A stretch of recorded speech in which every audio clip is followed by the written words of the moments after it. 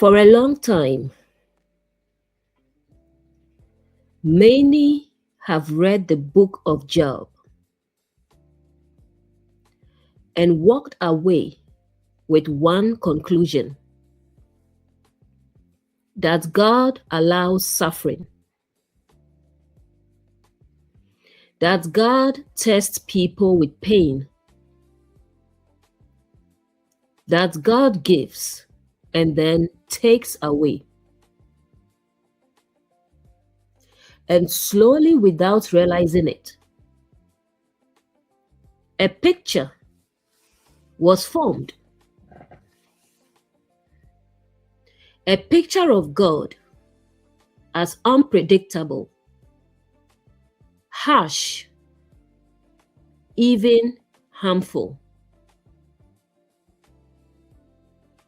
But then we read, God is light, and in him is no darkness at all. God does not tempt anyone. So now we must pause and ask an honest question. Are we seeing God clearly? Or are we seeing God through misunderstanding? Because sometimes it is not the scripture that is unclear. It is the way we have been taught to read it. And when something is misunderstood long enough, it begins to form a completely different picture. So today, we are not here to argue the text. We are here to slow down, observe, and see if there is a deeper pattern. Because what if the book of Job was never meant to show us a God who harms? What if it was meant to show us a process, an awakening, a transformation within? Take a breath and let's walk through it together.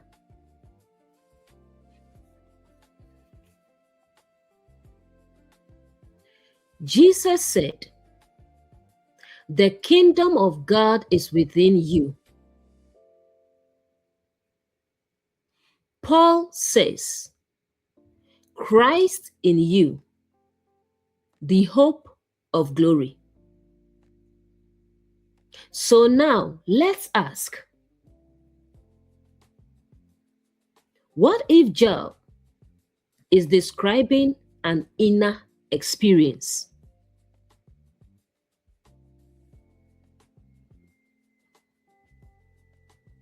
Let's start with Job 1 verse 1. It says, "There was a man in the land of Uz whose name was Job. And that man was perfect and upright, and one who feared God and eschewed evil."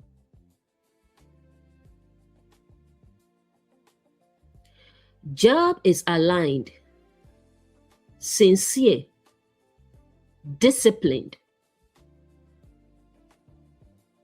But here is the depth. He is aligned in behavior, but not yet fully in understanding.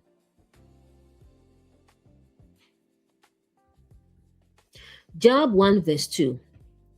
"And there were born unto him 7 sons and 3 daughters."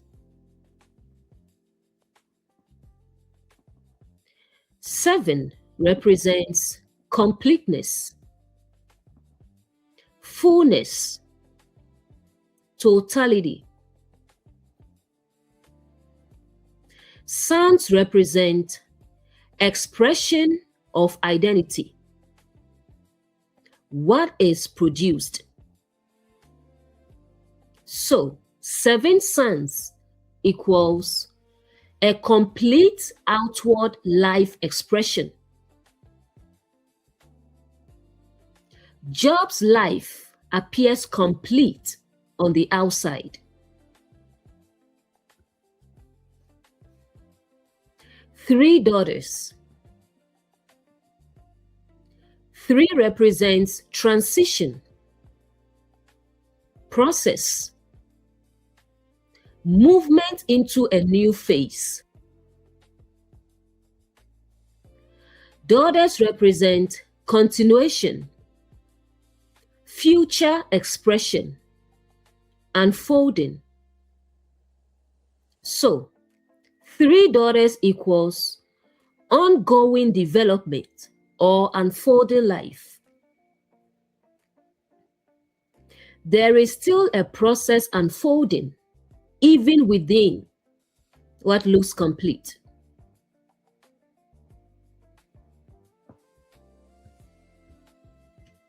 Put it together. 7 is complete, plus 3, process. Job represents someone who looks complete, but is still in process. Modern parallel. Someone can do everything right, live morally, appear complete, and still not see clearly. You can be disciplined and still not be awakened. This is why the story continues. Because Job is not broken. He is ready for deeper seeing.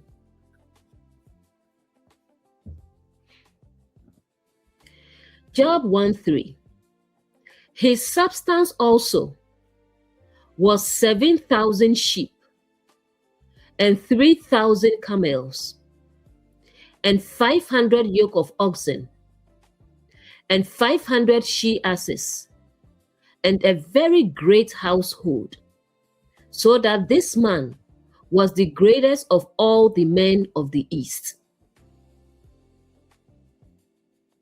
7 represents completeness. 1,000 represents magnitude or fullness.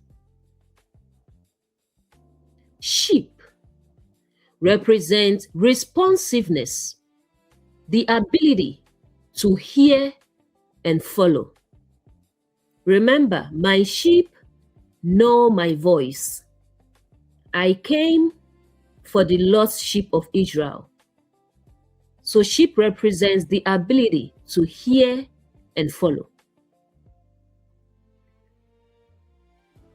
Put it together.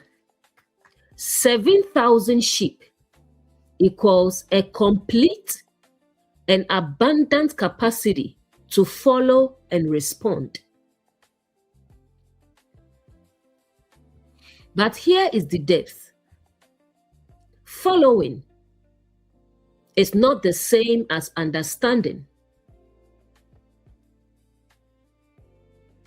Job could follow well, but had not yet fully seen.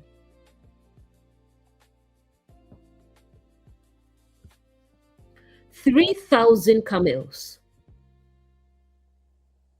3 represents process, transition. 1,000 represents magnitude. Camels carry burdens, weight, long journeys. Symbolically, Camels represent what you carry, your belief systems, accumulated understanding.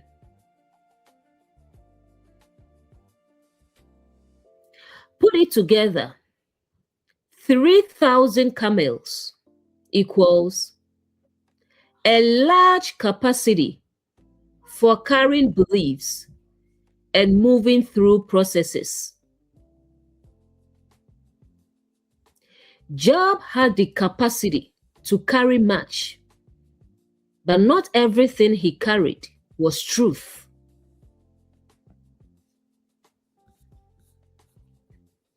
"500 yoke of oxen." Oxen represent effort, work, productivity. 500 structure represents strength in activity, established effort. Meaning, Job had strong systems of effort and productivity. Job knew how to work, but awakening is not produced by effort.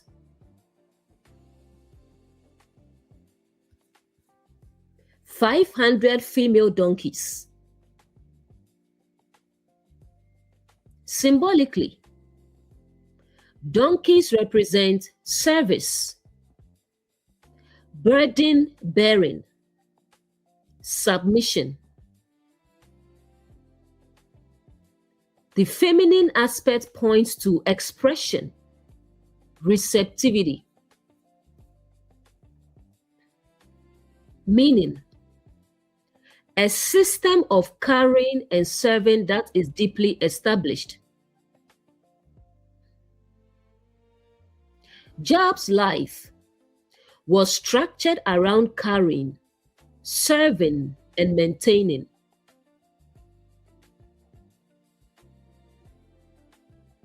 Very great household. Household represents internal systems, thoughts, patterns, identity structure. Remember, in my Father's house are many mansions. Know ye not that your body is the temple of God? Meaning, Job had a complex internal structure.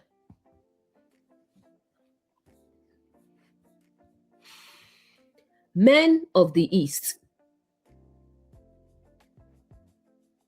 East in scripture represents rising light, beginning of awareness, direction of illumination. Men represent identity, conscious awareness, egoic structure. So, greatest of the men of the East means highest form of identity within the realm of awakening, but not yet fully awakened. Job was at the highest level of understanding available to him, but still not fully awakened. Job's life was full, structured, disciplined, and complete, but built on following, carrying, and effort, not yet on direct seeing.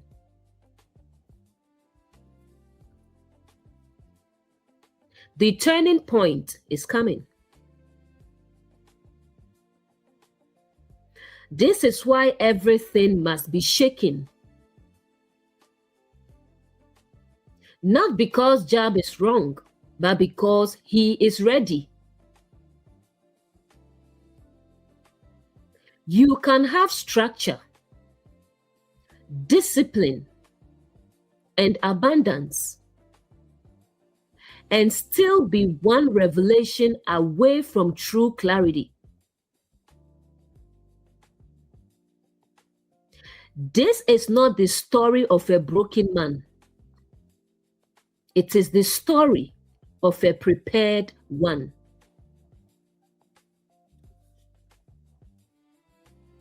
Job 1:4. And his sons went and feasted in their houses, every one his day, and sent and called for their 3 sisters to eat and to drink with them. As we've seen, sons represent expressions of identity, outward living, what is produced. These are different expressions of Job's life, different aspects of his identity. House represents internal structure, state of consciousness, identity framework. Like we've seen, in my father's house are many mansions, different levels, different states, different expressions. Each house represents a different state of identity within the same person.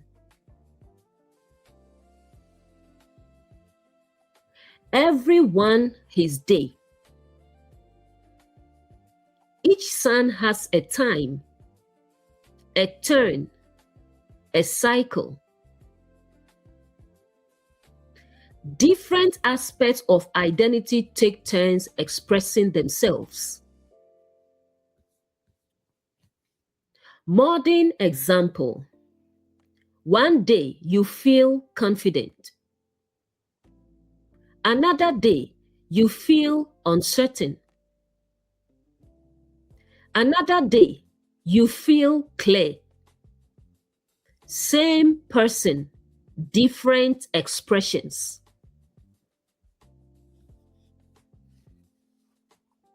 Three sisters. 3 represents process, transition. Daughters represent expression, unfolding. So, 3 sisters represent ongoing development, unfolding awareness, future expression. Even within established identity, there is still unfolding happening.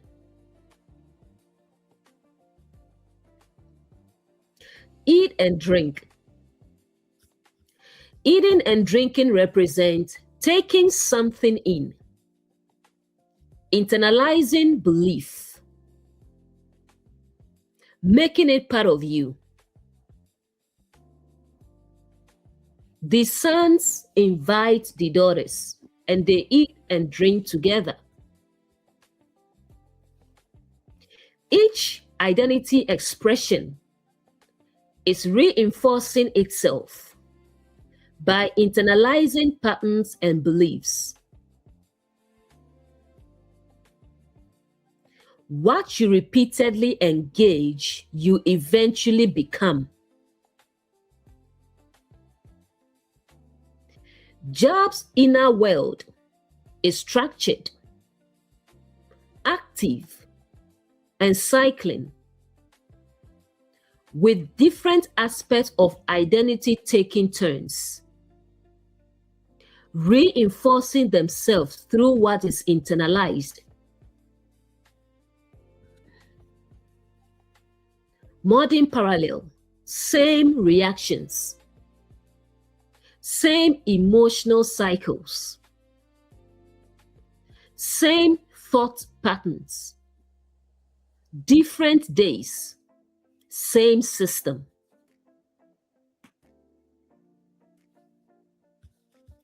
Job 1:5.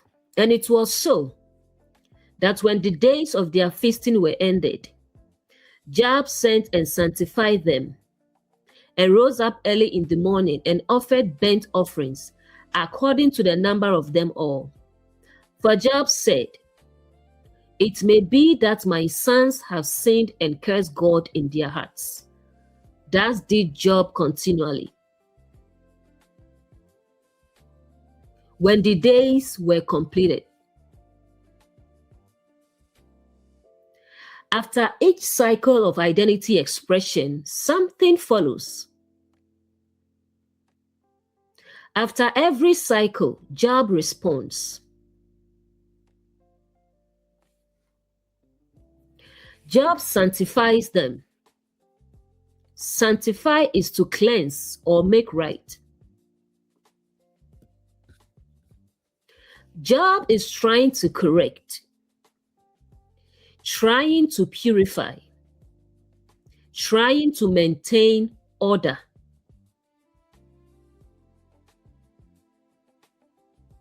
Burnt offerings. Burnt offerings represent sacrifice, giving something up, trying to restore balance. Job is using effort, using sacrifice, using action to fix what he thinks may be wrong.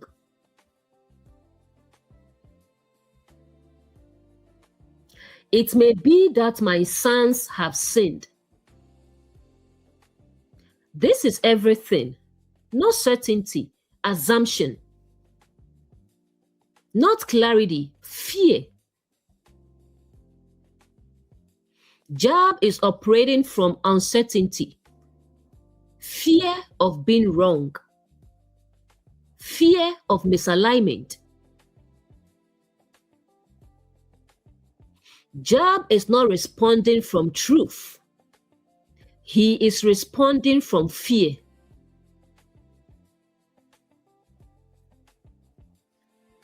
Thus did Job continually. This is not once. This is a pattern. This becomes a cycle, a habit, a system. Job's life is structured, but driven by fear of what might be wrong.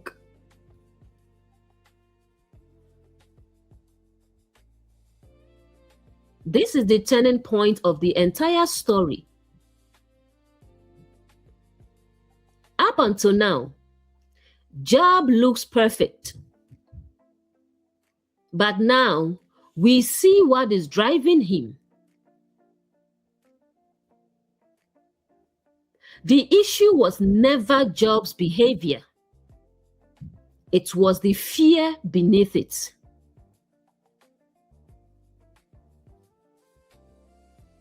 Modern parallel. Someone can do everything right. Pray constantly. Live disciplined.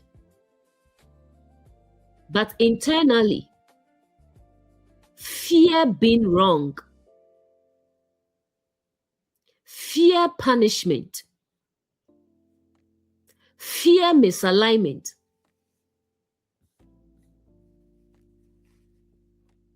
You can be doing everything right and still be driven by fear.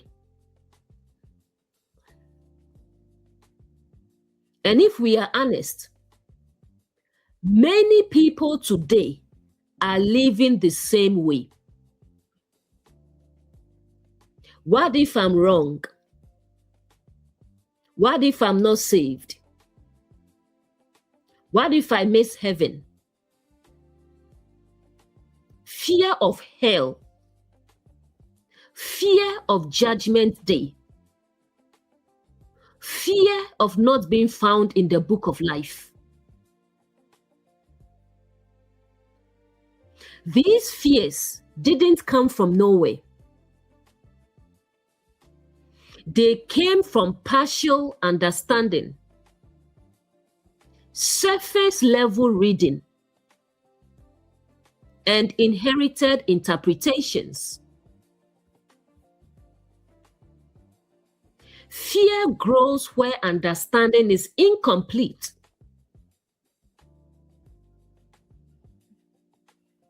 Job was disciplined, sincere, committed, but still afraid of being wrong.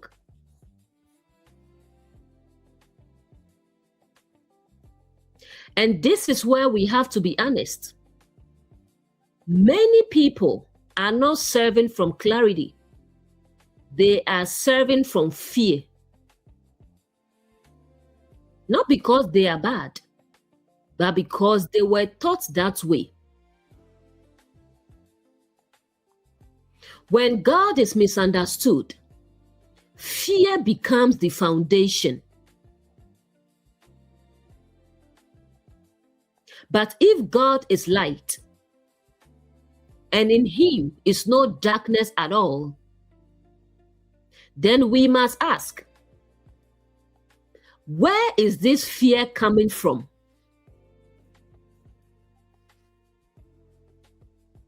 Because fear says, what if I'm not enough? But truth reveals clarity,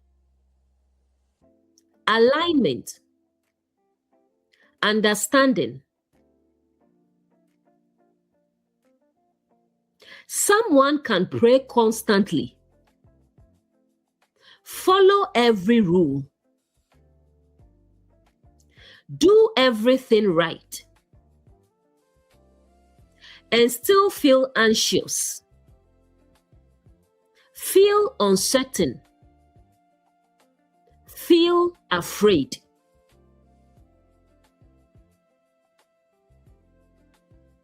Why this matters? Because Job's story is not exposing bad behavior. It is exposing fear beneath good behavior.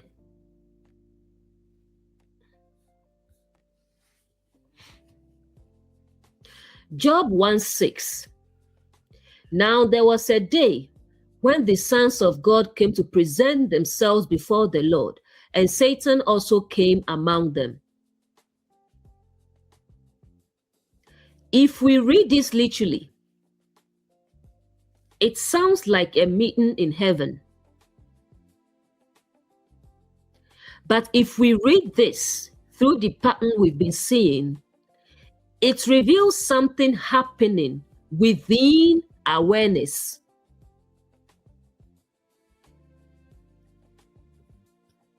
There was a day. A day represents a moment of awareness,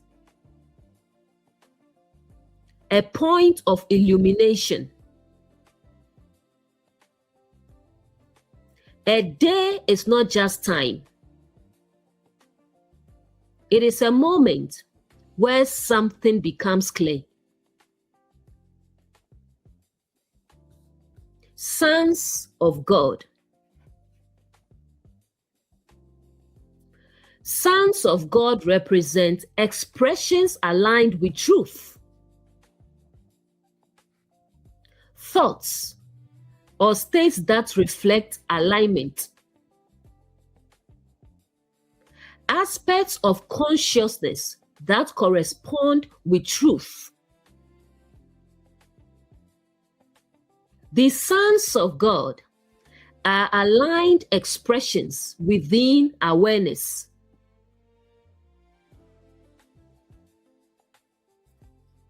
Present themselves To present themselves means to become visible, to come into awareness, to be examined.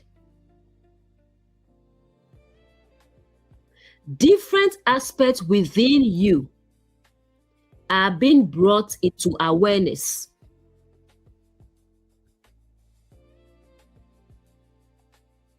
Before the Lord, we've defined God as truth, alignment, highest awareness. Meaning, this is happening in the presence of truth, under the light of awareness. Everything is being revealed in the light of truth.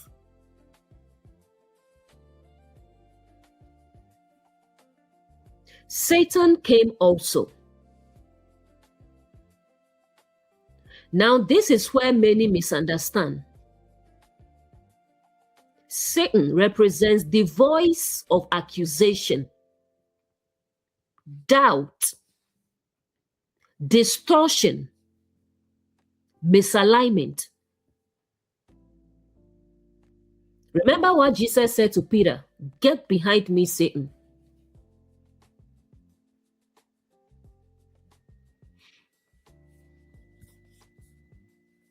Key insight: he comes among them. Meaning, even in the presence of alignment, distortion is still present.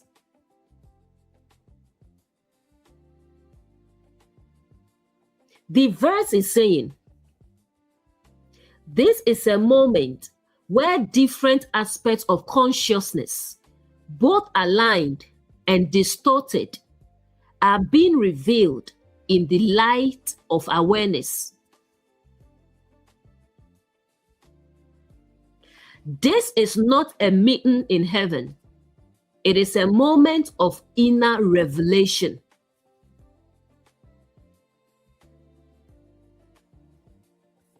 Modern parallel.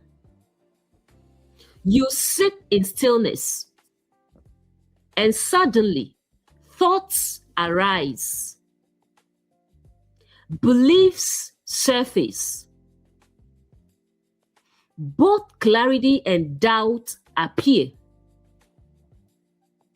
That moment is Job 1:6. Awareness reveals both truth and what is not aligned with it.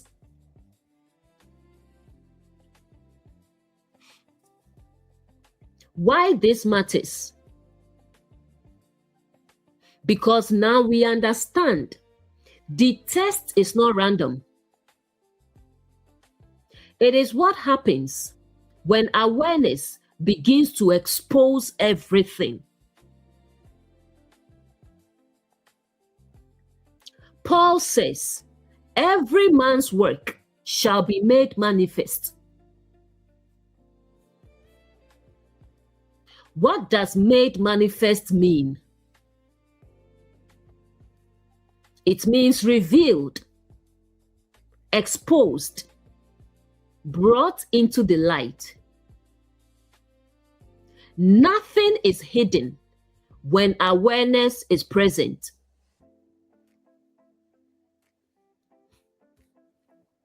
Now think about Judgment Day. Many were thought a future event, something to fear. But if we follow the pattern, judgment is evaluation, revelation, seeing clearly. Judgment is not about punishment. It is about everything becoming visible. Modern experience. You sit quietly, and suddenly your thoughts become clear. Your motives become visible. Your patterns become obvious. That moment is judgment. Judgment is the moment you can no longer hide from what you see.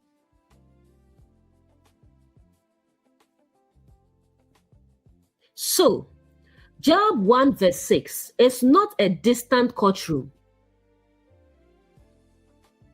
It is an inner moment where aligned thoughts and distorted thoughts all appear in awareness.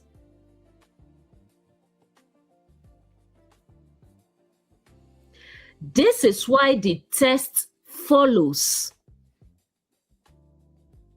Because once something is seen, it can no longer remain the same. What is revealed must be transformed.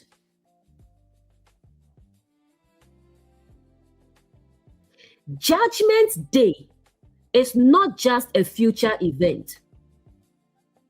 And when I say future event, I'm not talking about the afterlife. Because everyone may have their own judgment day. Mine may come today, yours may come tomorrow, okay? So future event is not afterlife.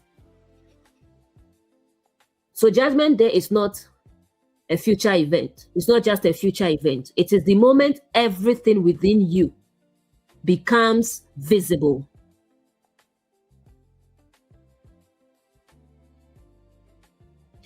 Let me ask you a simple question.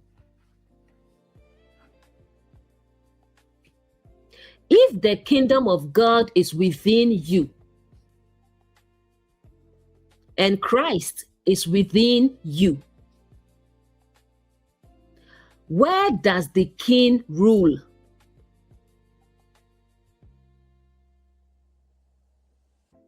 A king rules in his domain, in his territory.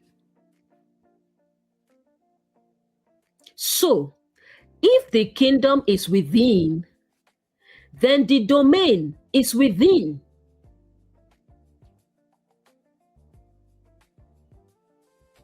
And where is a king's throne located? In his domain.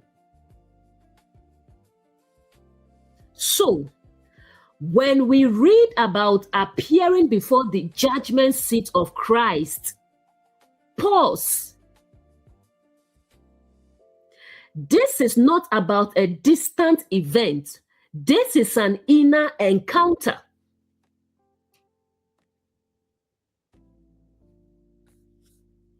Look at the pattern. Judgment Day becomes an inner moment of evaluation. The separation of sheep and goats becomes discernment within. The devil and his angels become states of being. The lake of fire becomes purification.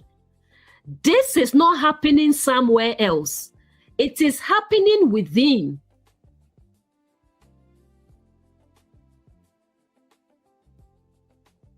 The lake of fire is not distraction. It is purification. Anything false, misaligned, rooted in illusion is brought into truth, clarity, and alignment.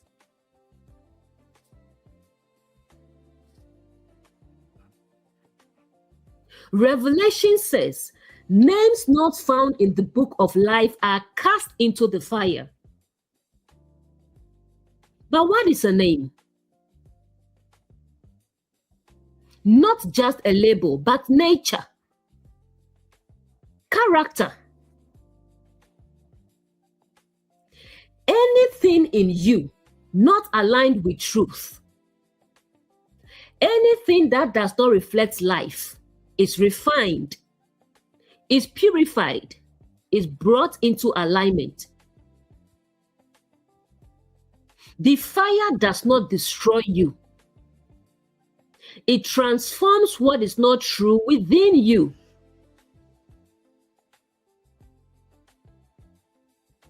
So now, when you read Judgment Day,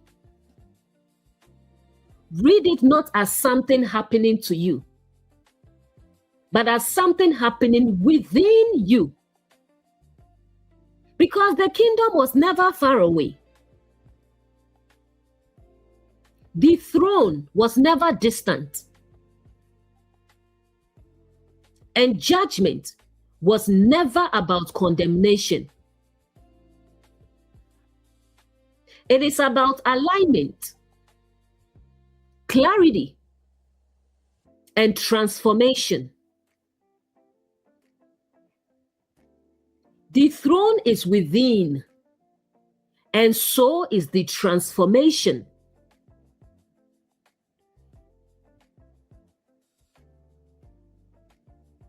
Job 1:7. And the Lord said unto Satan, From whence comest thou? Then Satan answered the Lord and said, From going to and fro on the earth, and from walking up and down upon it. Where have you come from? This is very important. Truth is asking, identify the source. The source of the distortion. This is awareness asking, where is this distortion coming from? Awareness begins to question what appears within it.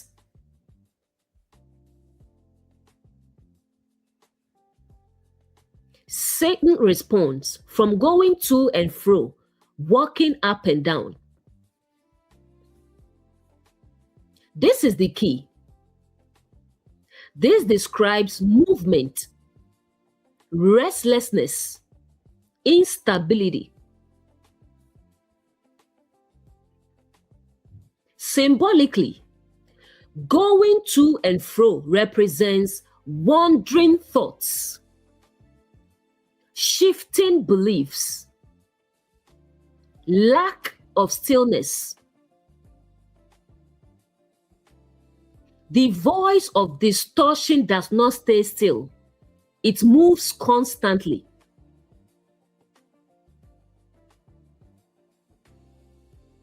In the earth, earth represents lived experience, expression, your inner world manifesting outward. Meaning, this movement is happening within your lived experience, within your internal world. This is the moment where awareness identifies the restless, wandering nature of distorted thought patterns moving within the inner world.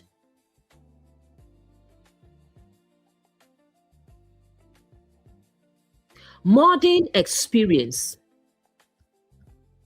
You sit quietly and your mind starts jumping from one thought to another,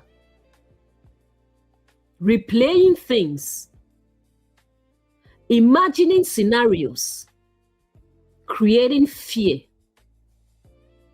That is to and fro. The unexamined mind moves constantly, never resting, never still.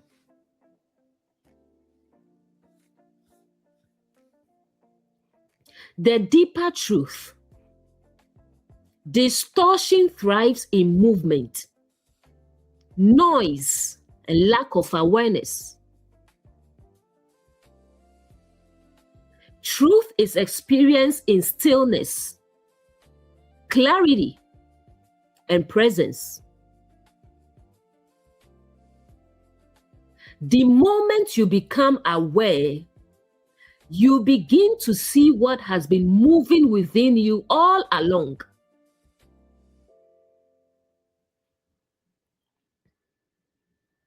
Job 1:8. And the Lord said unto Satan, Hast thou considered my servant Job, that there is none like him on the earth, a perfect and an upright man, one who feareth God and escheweth evil? Have you considered? This is very important. This is not random. To consider means to observe, to examine, to bring into focus. This is awareness, directing attention. Awareness is now focusing on a specific pattern within you.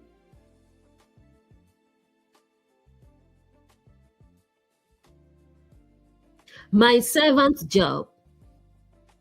We've already defined Job as sincere, disciplined, and aligned in behavior. But now he is being examined. Distortion has been found in his awareness. So he is being examined. Job represents the current identity structure. The system you have built is now being examined.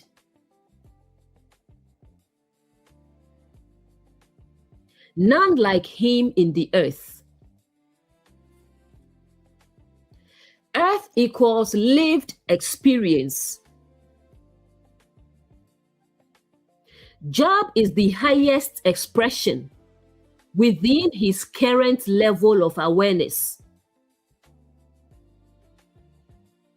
This is the best version of yourself at your current level.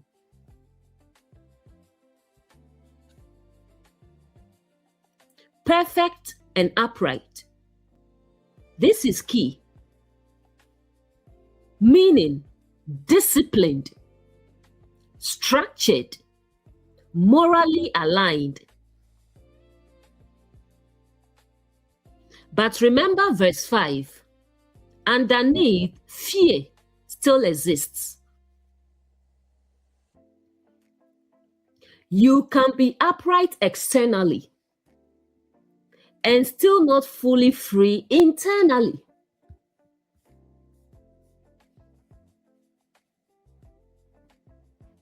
Why this moment matters?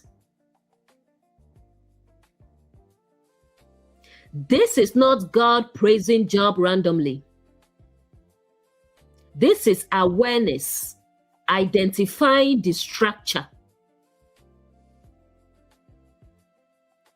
Awareness is now examining the highest version of your current identity. Not because it is wrong, but because it is ready to be transformed.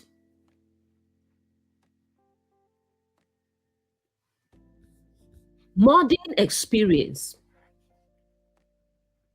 You reach a point where you've done everything right. You've built structure. You've lived disciplined. And then suddenly you begin to question. That moment is Job 1 verse 8. Awakening does not begin from failure. It begins from readiness.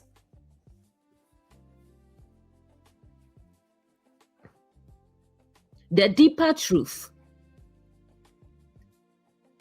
Nothing here is punishment.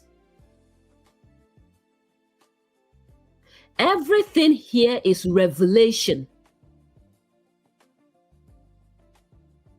What is being examined is not your failure. It is your readiness for deeper truth. Awareness does not expose you to condemn you. It reveals you because you are ready.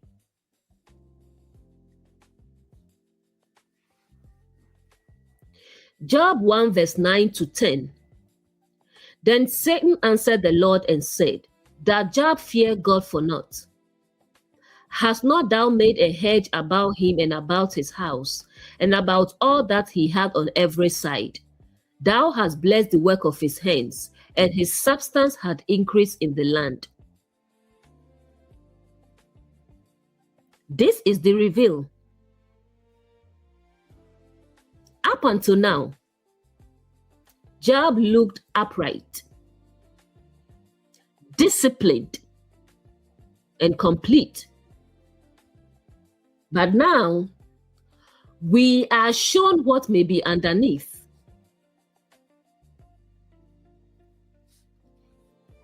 Does Job fear God for nothing? This is not a random question. This is exposure.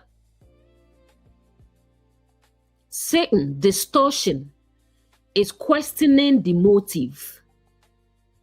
Is Job aligned, or is he benefiting?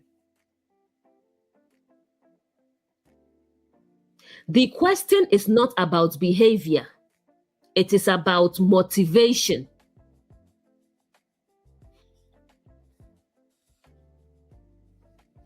For naught, for nothing, without reason, without benefit. Meaning, is Job aligned for truth itself, or aligned because it works for him? Is your alignment rooted in truth, or in what you gain from it?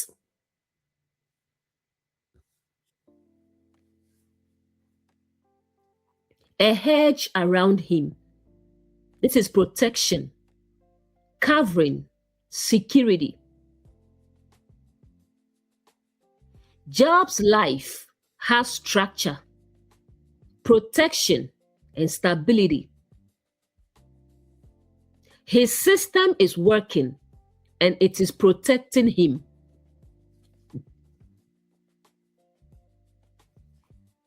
Blessed the work of his hands. This is effort, labor, results. Meaning, everything Job does succeeds, produces results. His effort is producing outcomes. Substance increased. This is growth, expansion, success. Meaning, Job's life is increasing, flourishing, and stable. Job's alignment is now being examined to see whether it is rooted in truth or sustained by the benefit it produces.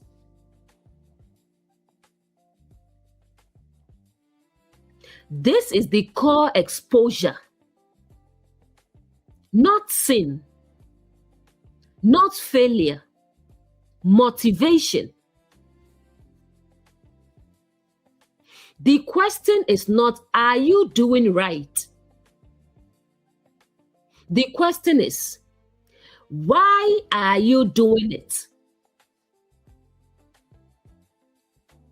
Fear plus structure plus success equals a system that works, but may not be rooted in true clarity. A system can work and still not be rooted in truth.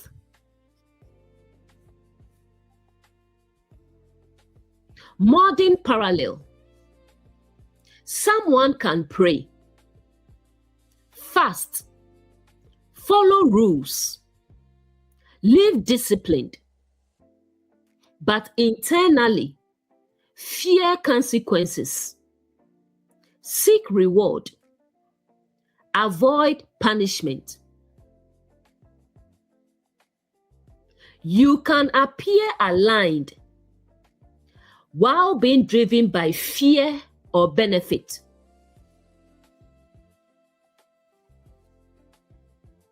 This is why the test comes.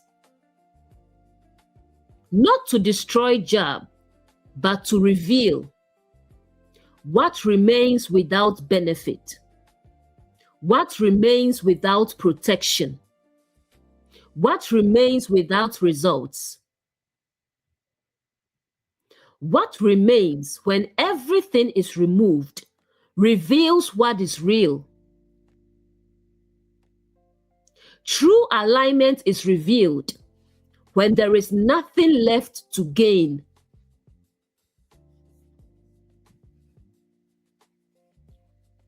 Job 1 verse 11 to 12. But put forth thy hand now and touch all that he hath, and he will curse thee to thy face. And the Lord said unto Satan, Behold, all that he hath is in thy power. Only upon himself put not forth thy hand. So Satan went forth from the presence of the Lord.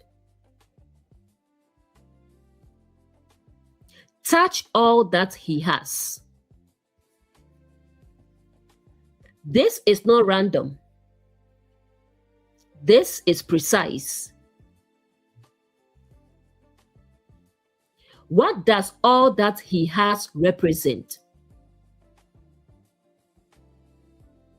It's everything we've decoded: his structure, his systems, his identity expression, his external stability, everything he relies on. What you rely on is what will be touched.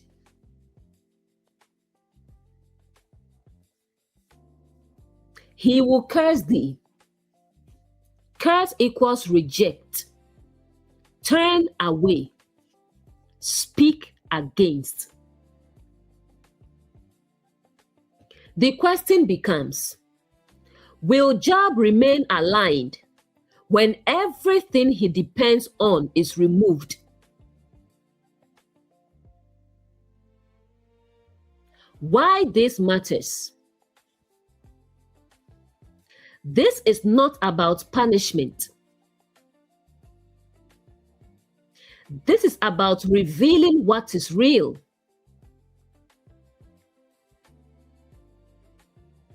All that he has is in your power. This is very important.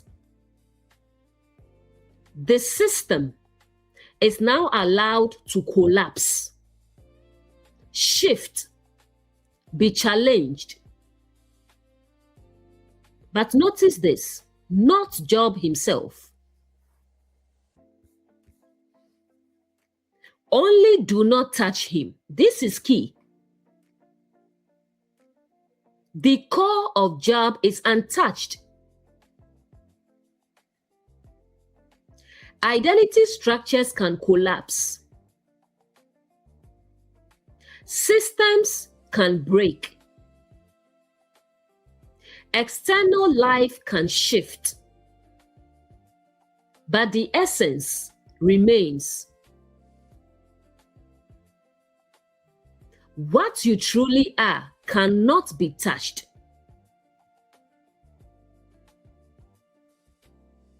Everything Job built is now allowed to be shaken, not to destroy him, but to reveal what remains when structure is gone.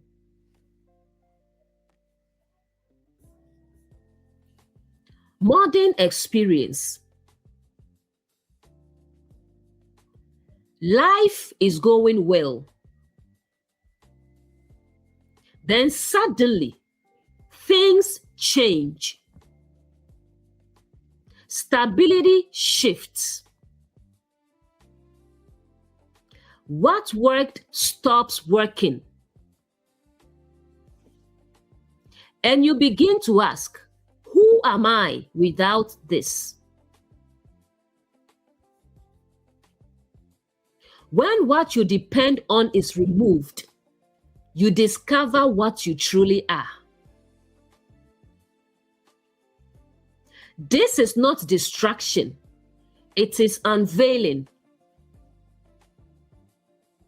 That's what the book of Revelation is about. It's nothing to be afraid of. It is unveiling.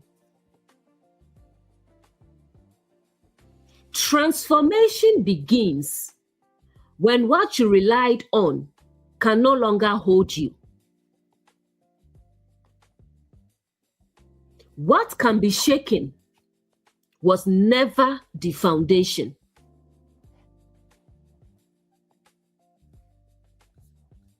Let's look at some relatable examples of when structure is touched.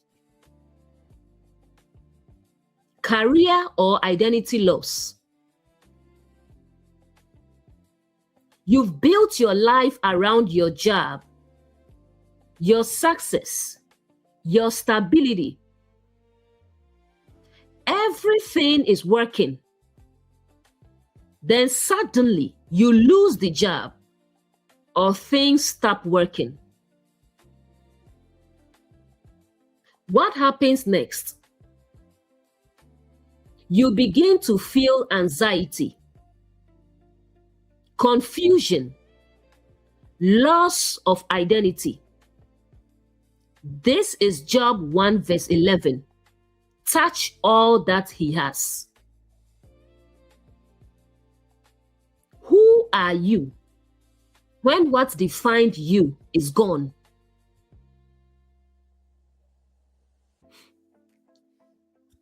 Relationship shift. You've built your sense of self around a relationship, being loved, being needed. Then the relationship ends or changes. What is revealed? Attachment, fear of being alone, identity tied to someone else. What you relied on emotionally is now being exposed.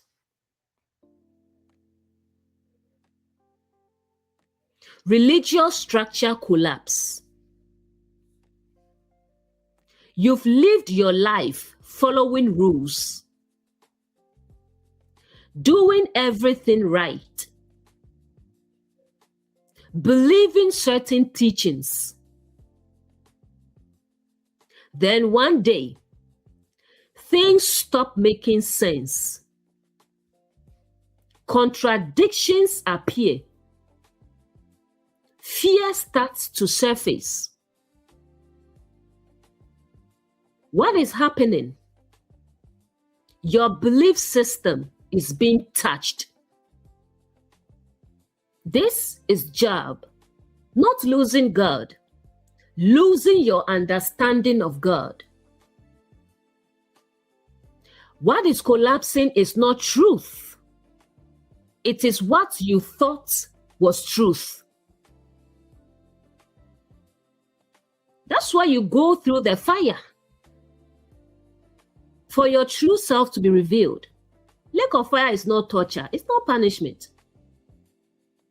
It's the unveiling of you. It's refinement.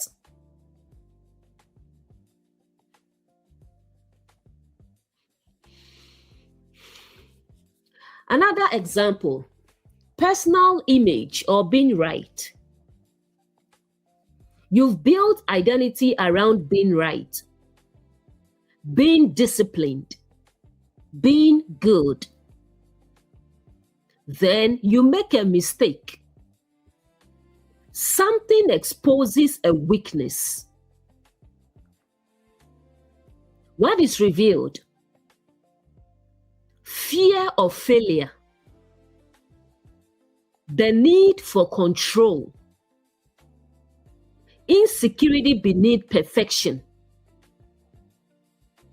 What is being touched is the image you built of yourself. Nothing external changes, but internally you feel lost.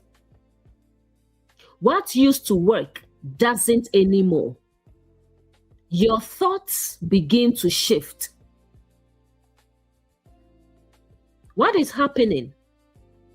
The internal system is being shaken.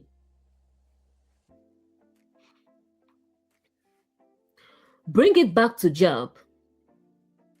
In all these examples, something is removed. Something is shaken. But notice, the person is still there. This is verse 12. Do not touch him. What you truly are remains untouched.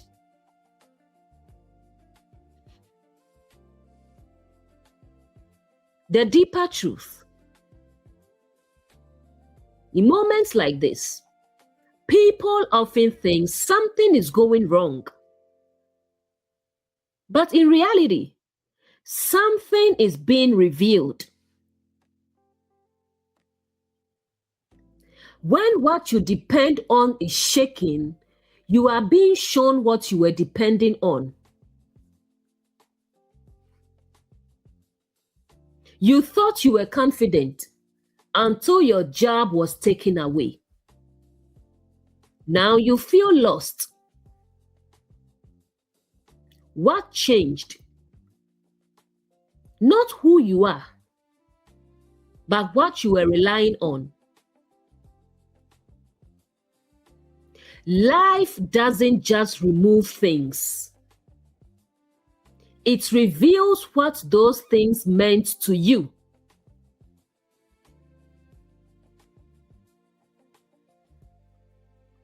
Job 1 verse 13 to 15. A day comes, the sons and daughters are eating and drinking, the oxen are plowing, donkeys are feeding. Then suddenly, the Sabeans attack, take them away. The servants are slain, and one escapes to report. There was a day. This is a moment of awareness, a shift, a turning point. Remember Judgment Day. Moment of awareness. Change begins in a moment you don't expect.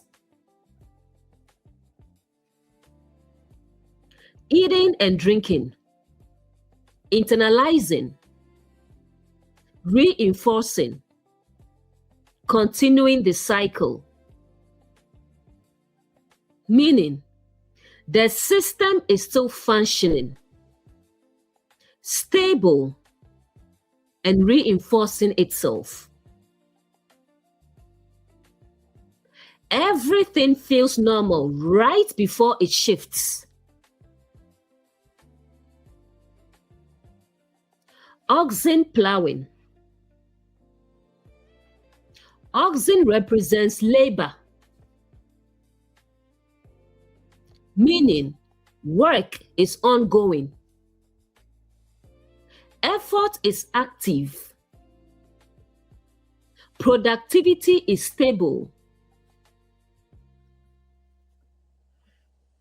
Donkeys feeding, sustaining, maintaining, supporting the system. Everything is working, stable, and in order. The Sabeans attack. Now suddenly, disruption. Who are the Sabeans symbolically? They represent external disruption,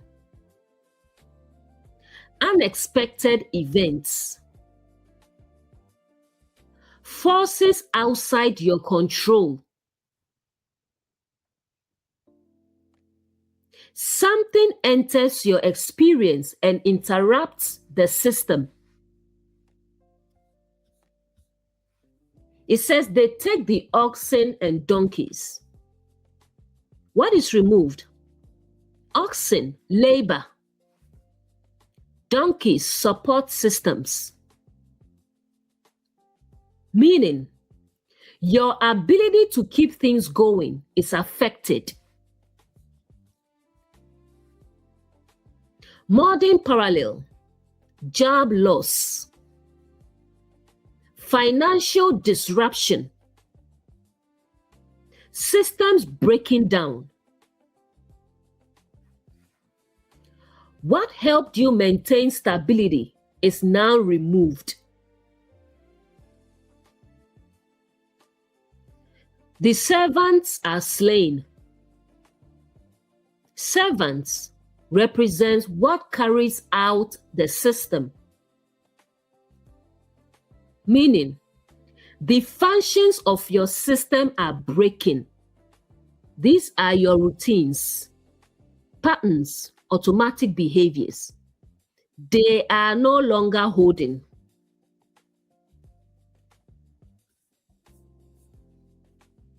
I alone escaped to tell you. This is powerful. Awareness remains. Everything is collapsing, but something is still observing. Even in disruption, awareness remains. This is when life feels like everything is falling apart. But in reality, everything that was holding you up is being removed. It feels like loss, but it is exposure. Connecting it back to verse 11 to 12. Touch all that he has. Now we see it has begun. This is not chaos, it is precise. Nothing is being removed randomly. Everything is revealing what you depended on. The collapse is not the end. It is the beginning of seeing clearly. What once sustained you is now being shaken. Relatable examples. In career, everything is stable. You have a job, steady income, routine is working. Then suddenly you lose your job. Now income stops. Bills pile up. Car gets repossessed. Housing becomes unstable. The realization, your stability was resting on your job. When the job is gone, you discover what your life was built on.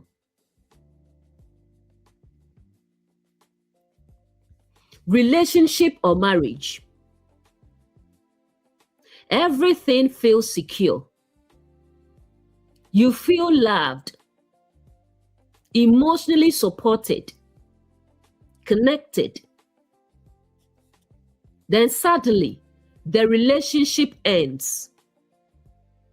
Now, emotional stability is shaken. Identity feels lost. Loneliness surfaces. The realization, your sense of self was tied to the relationship. When the relationship is gone, you discover what you were leaning on.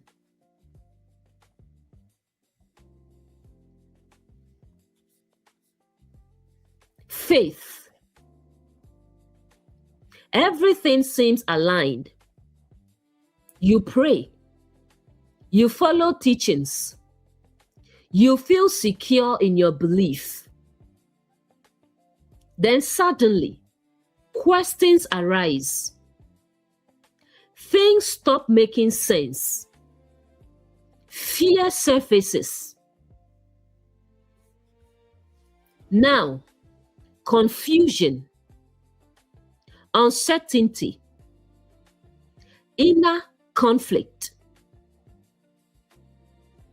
The realization, your faith may have been built on structure, not full understanding.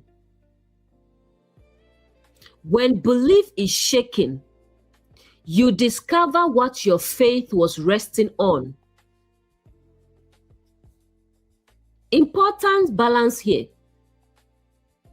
This is not saying loss is good.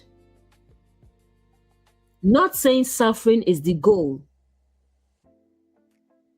This is saying when disruption happens, it reveals what was hidden.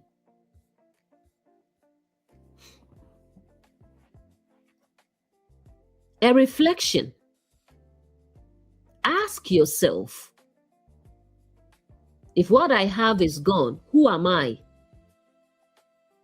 If this changes, what remains? What you lose reveals what you were holding on to.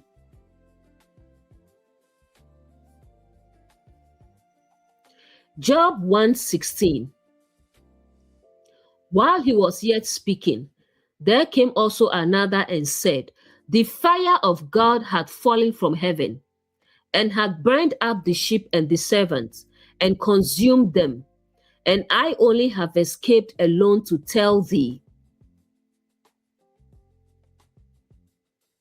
Fire represents purification, refinement, exposure. Heaven represents higher awareness, clarity. Sheep represents what follows, responsiveness. Put it together. Higher awareness brings a refining exposure that consumes what was being followed. What you were following is now being tested by clarity. What is being touched here? Earlier, we saw sheep, the ability to follow. Now, the sheep are burned. Not your ability to follow, but what you were following. Fire doesn't destroy you. It reveals what you were following. Career example. You've been following a path, trusting a system, building a career. Then suddenly, something shifts. Clarity hits. The path no longer feels right. You begin to see this isn't aligned.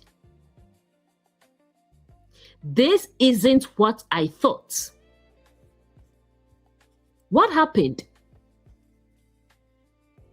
Fire from heaven, which is new awareness. Sheep burned, which is old direction exposed. You didn't just lose the job, you saw it differently.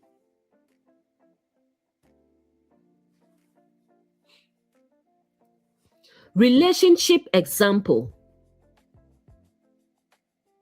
You've been following the relationship, trusting the connection. Then, something becomes clear. patterns you didn't see before, misalignment you ignored. Now you can't unsee it. What happened? Awareness exposed truth. What you were following no longer holds. Love didn't disappear. Clarity appeared. Faith example. You've been following teachings, trusting what you were told. Then a deeper understanding comes. Now you see contradictions, gaps, deeper meaning, and suddenly what you used to follow doesn't feel the same. What happened? Fire equals revelation. Sheep equals old interpretations. It's not that truth changed. Your understanding did. The deeper truth. Fire from heaven is not punishment. It is illumination. True revelation burns away what is not aligned, not who you are.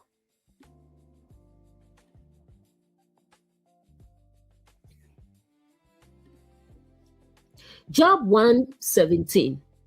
The Chaldeans made out 3 bands, fell upon the camels, and slew the servants with the edge of the sword.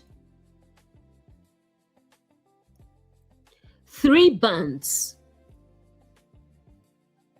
3 represents process, transition, unfolding. Meaning, this is not one moment. It is a process of separation. Discernment happens in stages, not all at once. Camels taken. Camels equals what you carry. What is being touched now is your beliefs, your understanding, what you've accumulated. What you have been carrying is now being examined. Edge of the sword, which is cutting, dividing, separating. Discernment is now separating truth from assumption, clarity from confusion. Discernment cuts through what you thought was true. Servant slain. Servant equals what carries out your system. Meaning, the mechanisms that supported your beliefs are no longer functioning. Career example. You've been carrying a career path, believing this is who I am. Then clarity comes. You realize this isn't aligned. This isn't sustainable. Now, the identity tied to the job breaks. You didn't just lose direction, you gained discernment. Relationship example. You've been carrying the relationship, holding onto beliefs about it. Then You begin to see clearly patterns, misalignment, truth you ignored. Now, you can't stay the same. Discernment didn't destroy the relationship. It revealed what it was. Faith example.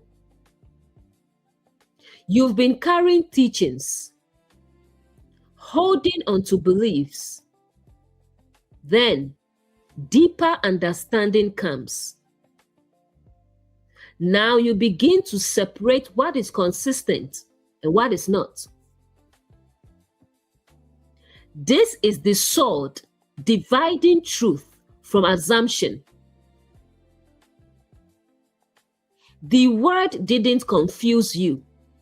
It clarified what didn't belong. The deeper truth. Discernment is not comfortable because it removes certainty, challenges what you held, separates what you trusted. Clarity often feels like loss because it removes what you can no longer believe.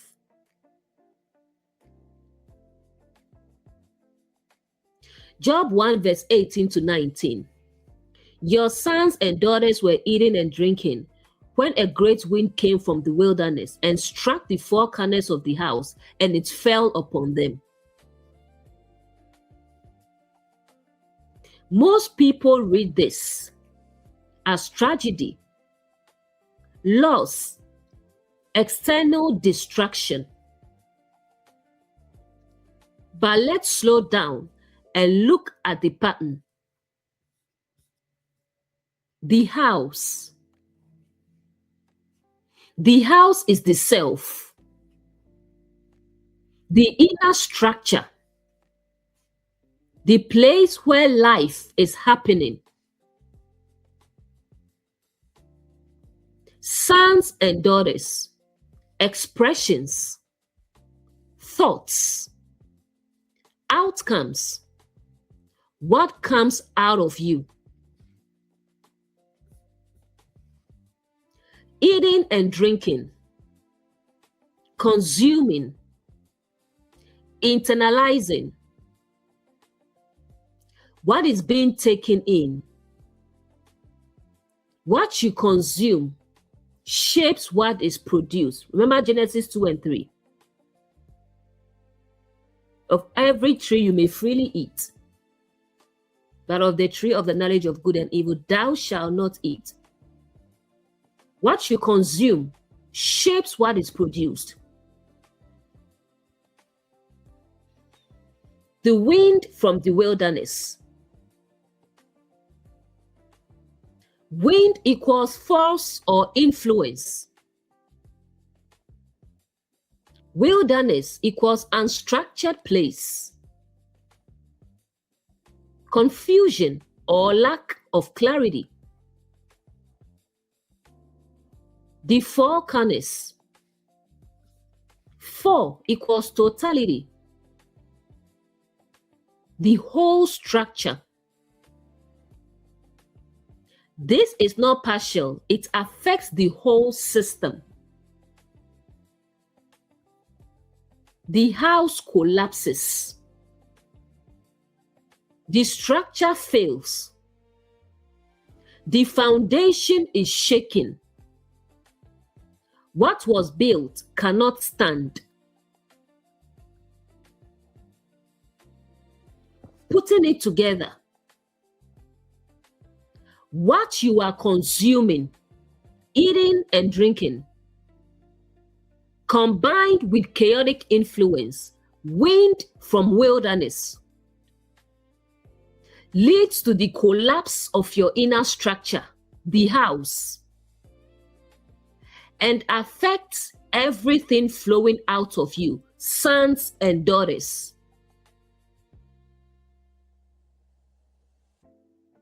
When the foundation is not aligned, everything built on it begins to fall.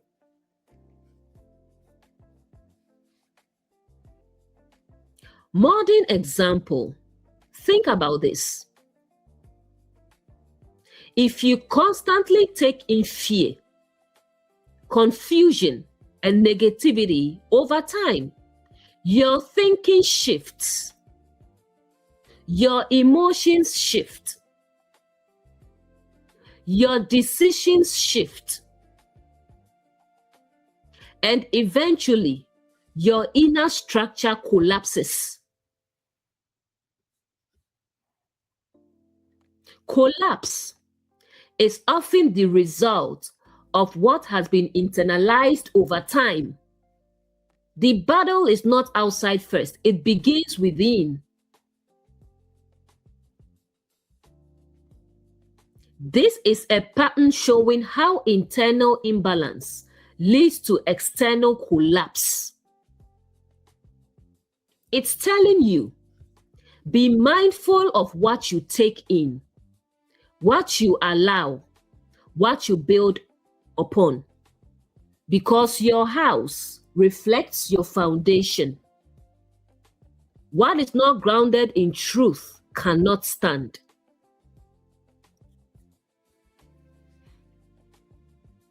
Job 1 verse 20 to 22.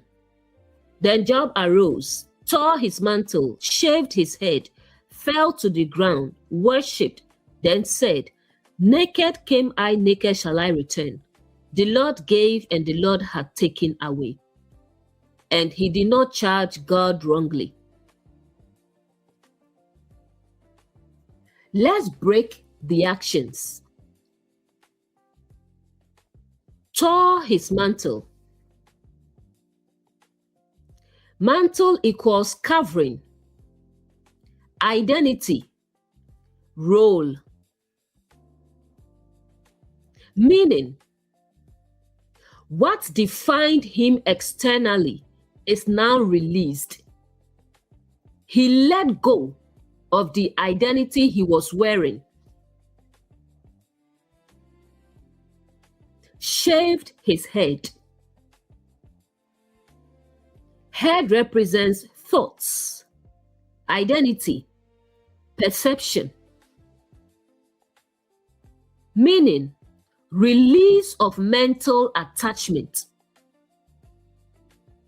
Letting go of what he thought he was. He released the thoughts that held his identity.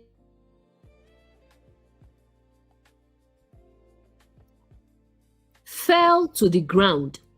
This is grounding, humility, return to simplicity. Meaning, no more illusion of control. He returned to what is real without resistance. And worshipped.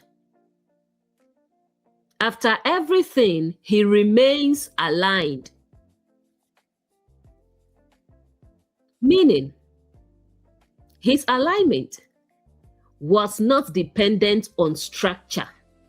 His alignment was deeper than what he lost. Naked I came. Nothing was originally his. Meaning, everything was temporary. Nothing defined him permanently. What you came with is what remains. The Lord gave and took away. This is often misunderstood.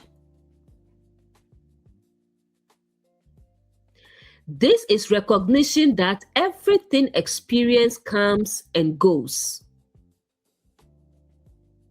What comes into your life can also leave it. He did not sin. That is, he did not misinterpret. he did not distort. He remained clear. He did not let the experience distort his understanding. Career example. You lose everything tied to your work. Job, title, identity. At first, shock. But then you begin to release. You stop defining yourself by it. And you realize, I am still here. The job is gone, but I remain.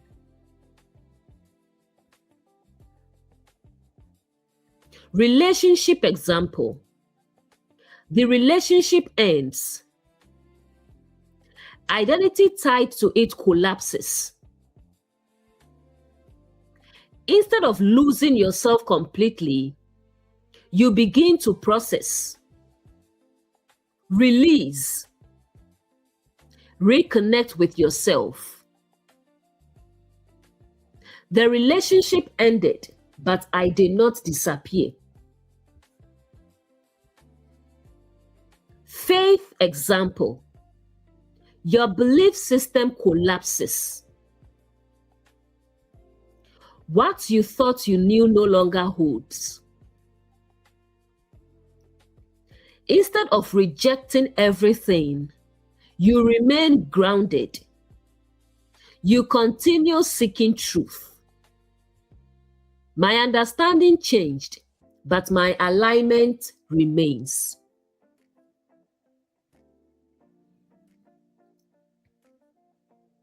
Family, as we come into chapter 2, we are not starting from scratch. What we saw in chapter 1, the adversary, the testing, the collapse of the house, we are seeing the same pattern continue.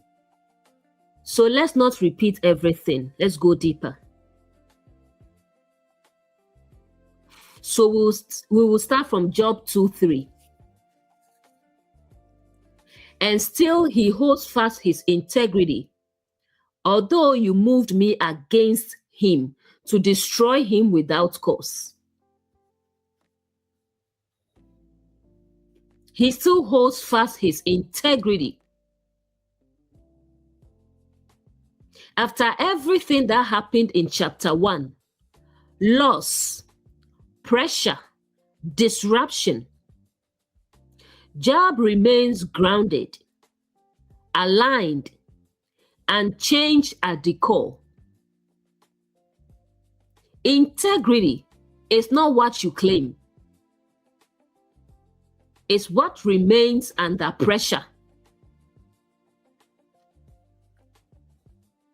You moved me against him. Now, this is where many people get stuck. You moved me against him. But we've already seen the pattern. The adversary represents opposition, tension, testing. What is really being shown? This is not about God turning against Job. This is showing pressure being introduced, opposition being allowed, a testing of what is real. What feels like opposition reveals what is established within.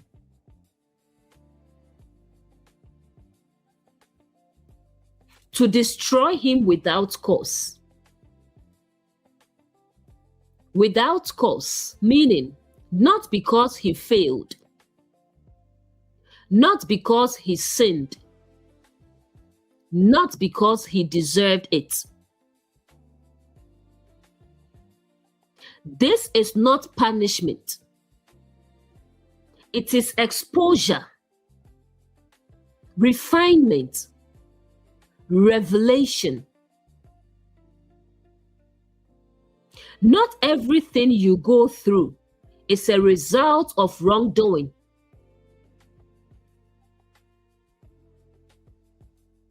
Now let's read the whole line again. Despite everything, despite the pressure, despite the disruption, Job holds his integrity.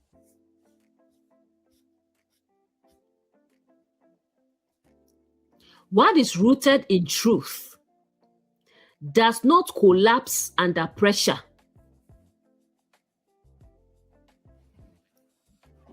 We saw earlier, the house collapsed. The structure was shaken. But now we see something deeper. The inner alignment remains. Even if the outer structure shakes, the inner foundation can remain. Job 2:4. Skin for skin.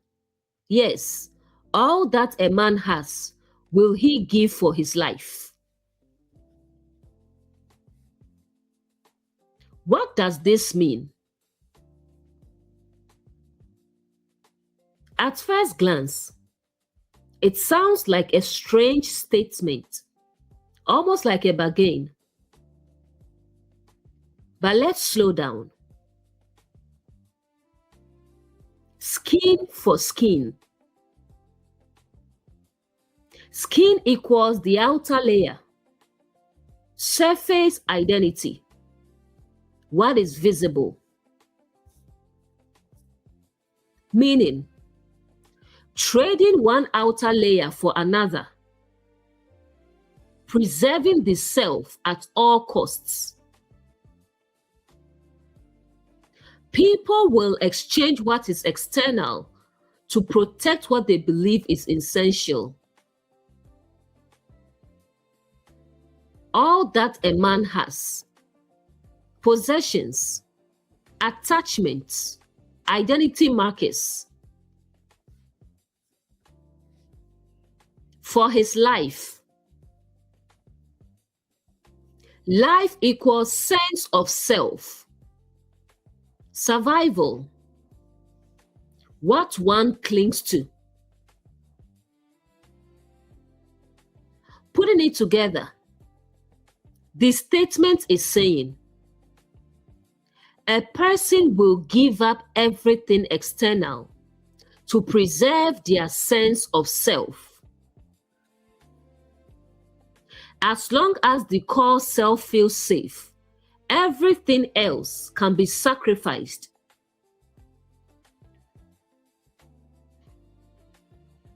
Deeper layer. The adversary is implying Job's integrity hasn't truly been tested yet. Why? Because his inner self has not been touched. External loss does not always test the core. Internal pressure does. Think about this. Someone may lose money, status, relationships, and still remain steady. But when identity, health, and inner stability is touched, everything changes. The deepest test is not what you lose outside, but what is challenged within. Earlier, we saw the house collapse, the outer structure. Now we are moving into the inner layer, the deeper test. This is the shift from external loss to internal testing. The deepest test comes when the self you hold on to is challenged.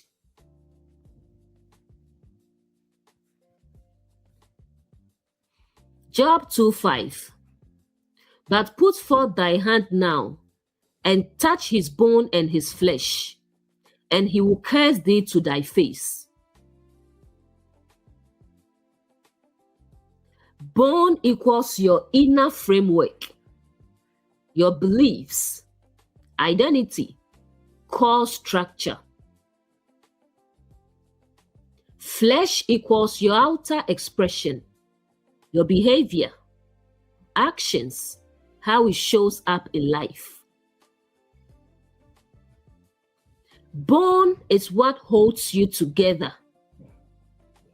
Flesh is how it shows up. Now the process moves from external loss to touching your inner structure and your outward expression. This is no longer about what you had. It's about what you are made of.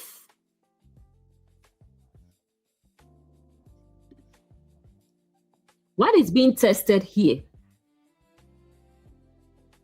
Not your possessions, not your environment, but your framework, bone, and your expression, flesh. The core line: can your inner structure hold when your outer life is shaking? Career example. After losing your job, now it goes deeper. Not just financial loss. Now you feel, am I still capable? Who am I without this? Bone being touched. Your professional identity. Your confidence structure. Flesh being touched. Your daily actions. Your productivity. How you show up. It's no longer about the job. It's about how you see yourself without it. Relationship example. After a relationship ends, now it goes deeper, not just emotional loss. Now your sense of worth is touched. Your identity in love is shaken. Bone being touched. Am I enough? Who am I without them? Flesh being touched. How you relate. How you express love. How you show up emotionally. It's no longer about the relationship. It's about how you see yourself without it.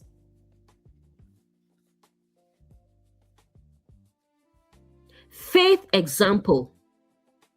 After belief systems are shaken, now it becomes internal.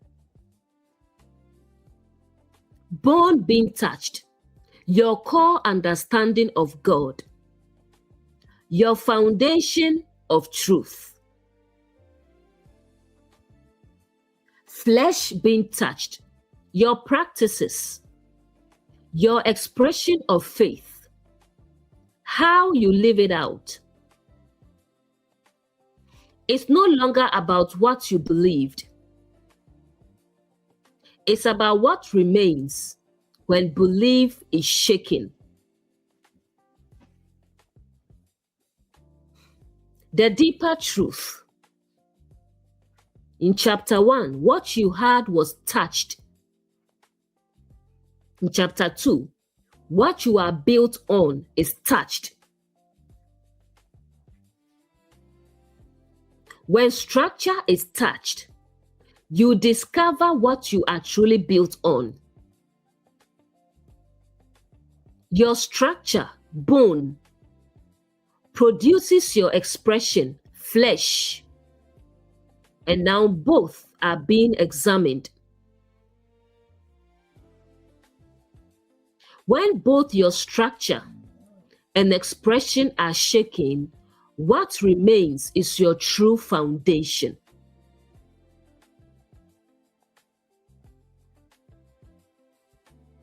Let's look at something Jesus said in Matthew 7, verse 24 to 27. One house is built on the rock, another is built on sand.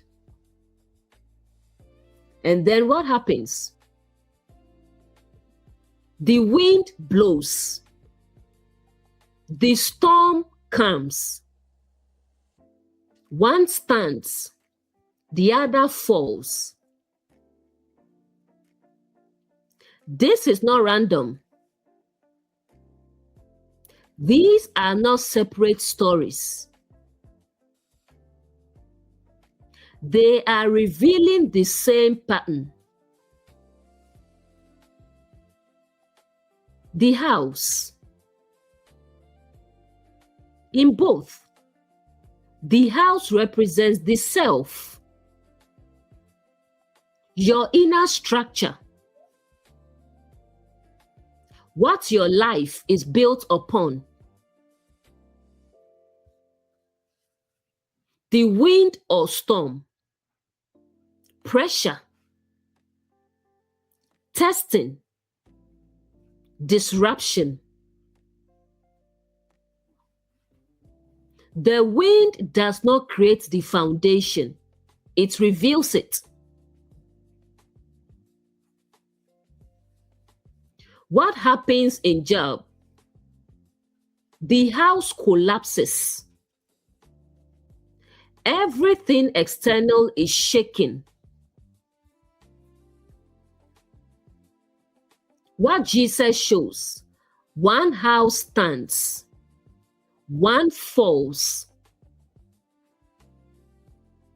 What is the difference? Foundation. Rock versus sand. Rock equals truth, stability, alignment. Sand equals instability, surface level foundation, lack of grounding. What is built on truth stands. What is built on instability falls. Now look again. In Job, house falls under pressure. Jesus, house stands or falls based on foundation. Both are showing what happens when life is tested. The storm is not the problem. The foundation is. Pressure doesn't destroy you. It exposes what you are built on. Ask yourself, what is my life built on? What holds me steady when things shift? Am I grounded or surface level? Because the wind will come. The question is not if it comes, but what remains when it does. The storm reveals the structure, but the foundation determines the outcome.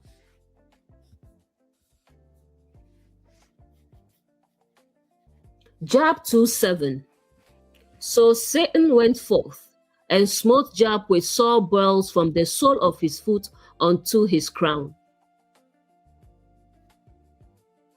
foot, your walk, direction, choices in life. Crown, head, is your awareness, identity, how you see. Foot is how you move through life. Crown is how you understand it.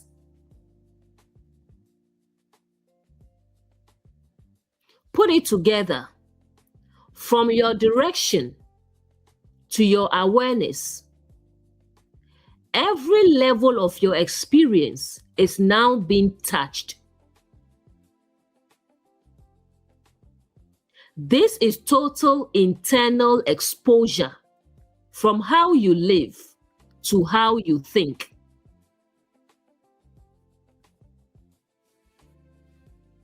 Why this is powerful? In chapter 1, external things were touched. In chapter 2, internal structure, bone and flesh. Now, the entire range of your being. Foot and crown equals totality. Your path, your actions, your emotions, your thoughts, your identity.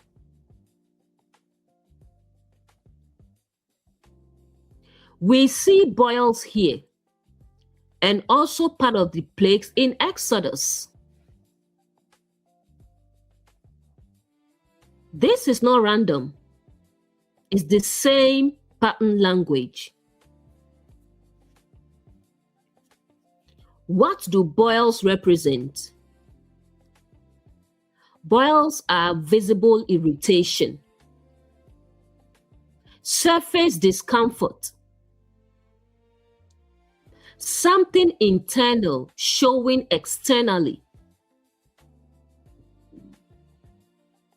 Boils represent internal misalignment becoming visible. What was hidden inside can no longer stay hidden. In Job, everything external is gone.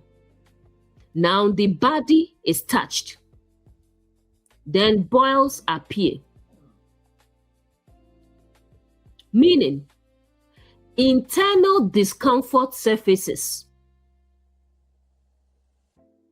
What was beneath is now felt. When everything else is stripped away, what is within begins to surface. In Exodus, the plagues are not random punishment. They follow a pattern. Escalation, exposure, disruption.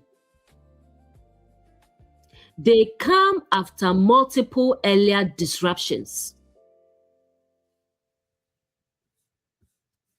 Meaning, the system has resisted change. Now, the disruption becomes internal. When external signs are ignored, the process becomes internal. Boils represent the moment where internal discomfort surfaces, because what was hidden can no longer remain unseen. Career example. After losing your job, first, external disruption, then internal pressure, anxiety, restlessness, overthinking. This is the boils, not visible outside, but very real inside. The pressure didn't start inside, but now is being felt there. Relationship example. After a breakup, first loss, then internal discomfort, emotional pain, insecurity, self-questioning. This is the boils. What was hidden now becomes felt. The relationship exposed what was already within. Faith example. After beliefs are shaken, first confusion, then internal tension, doubt, discomfort, questioning everything. This is the boils, the internal struggle between old and new understanding. The discomfort is not failure. It's the transition between understanding. The deeper truth. Boils are not punishment. They are exposure. Discomfort is often the surface expression of something deeper being revealed. Job 2 verse 8 to 10. Job sits in ashes, scraping himself. His wife says, "Curse God and die." Job responds, "Shall we receive good and not adversity?" Sits in ashes. We see ashes after fire, meaning everything has been burned, refined, reduced. No more illusions. No more structure to hide behind. You are now sitting in what remains after everything is stripped away. Scraping himself, trying to relieve discomfort. Meaning, coping, managing internal tension, trying to find relief. Modern experience, overthinking, trying to fix how you feel, distracting yourself. You begin trying to manage what is now surfacing within. The wife. Wife represents the closest voice, emotional reasoning, inner dialogue.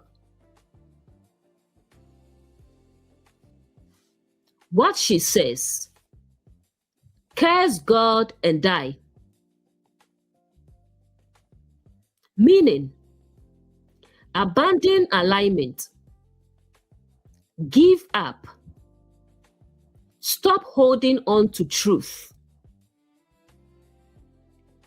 The closest voice is often the one that tells you to quit.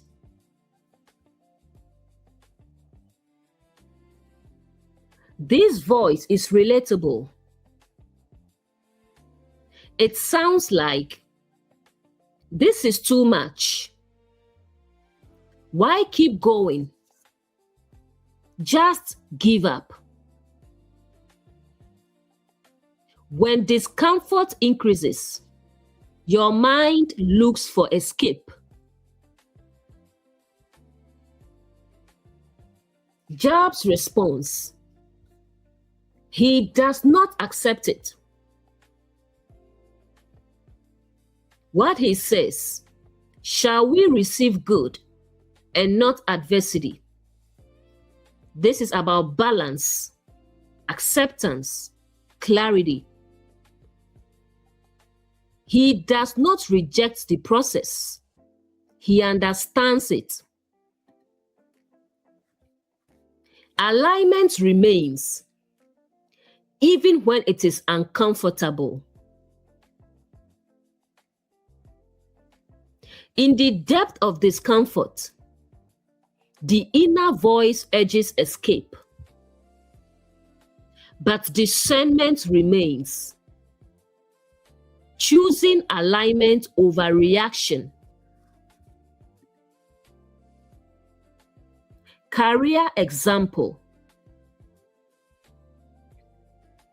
After losing your job and transitioning, pressure builds. You may hear, "This is not worth it. I've fallen back. Why am I here?" This is the wife voice, emotional reaction. Job response, "This is a season. I remain."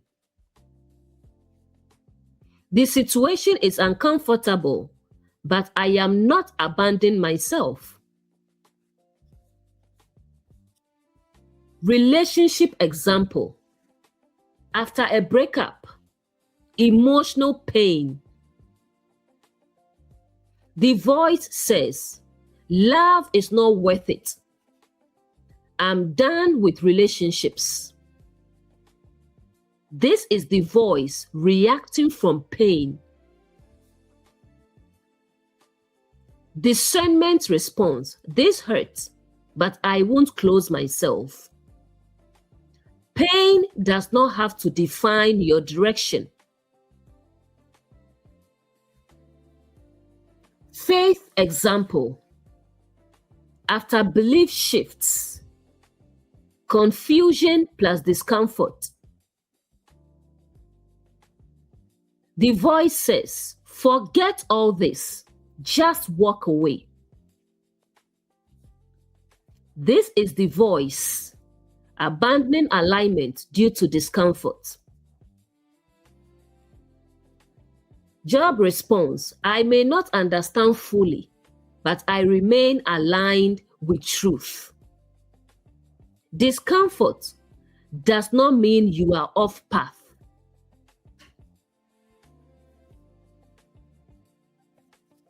Job 2:11. Now when Job's 3 friends heard of all this evil, they came to mourn with him and to comfort him. The 3 here represents multiple perspectives, a full range of reasoning, the process of interpretation. When disruption happens, interpretations begin. Friends. Friends are not just people. They represent voices, perspectives, belief systems, explanations. After everything Job went through, now comes interpretation. After experience comes explanation.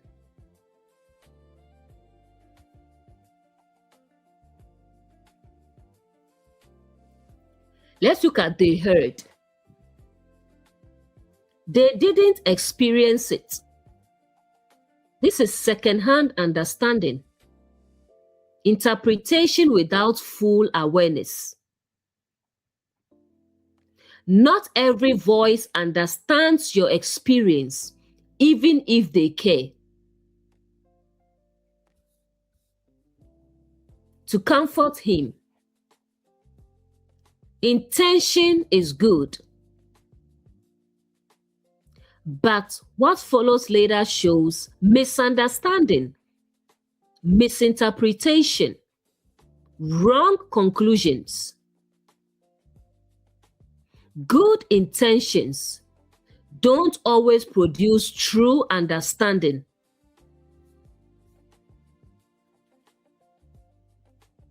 Career example. After losing your job, people begin to speak. They say, maybe you didn't prepare enough. Maybe this is your fault. You should have done this differently. The reality, they didn't live your experience. People will explain your life without fully understanding it. Relationship example. After a breakup, friends and family say, you should have stayed. You left too early. You chose wrong. The reality, they only see from outside. Not every perspective sees the full picture.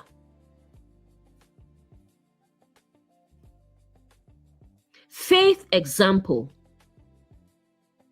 After your belief shifts, people say, you are going the wrong way. You've lost your faith. You need to come back. The reality, they are interpreting based on their framework. Others will interpret your awakening from their level of understanding. The deeper truth. This is the beginning of external voices entering the process. And this is where many people get confused, lose clarity, and start doubting themselves. When many voices speak, discernment becomes essential. Not every voice that comes to comfort you comes with understanding. This is not about rejecting people. It is about recognizing voices and remaining grounded in truth. Pause and discern.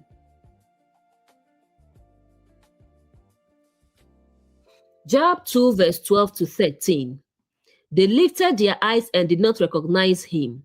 They wept, tore their mantles, sprinkled dust on their heads, sat with him 7 days and 7 nights in silence. They did not recognize him. This is huge. Meaning, Job has changed so much. He no longer looks the same. He no longer feels the same. He no longer fits their understanding. The version of you they knew is no longer there. Transformation makes you unfamiliar to those who knew your old self. They wept, emotional reaction, meaning they feel the loss, but don't fully understand it. People can feel your change without understanding it.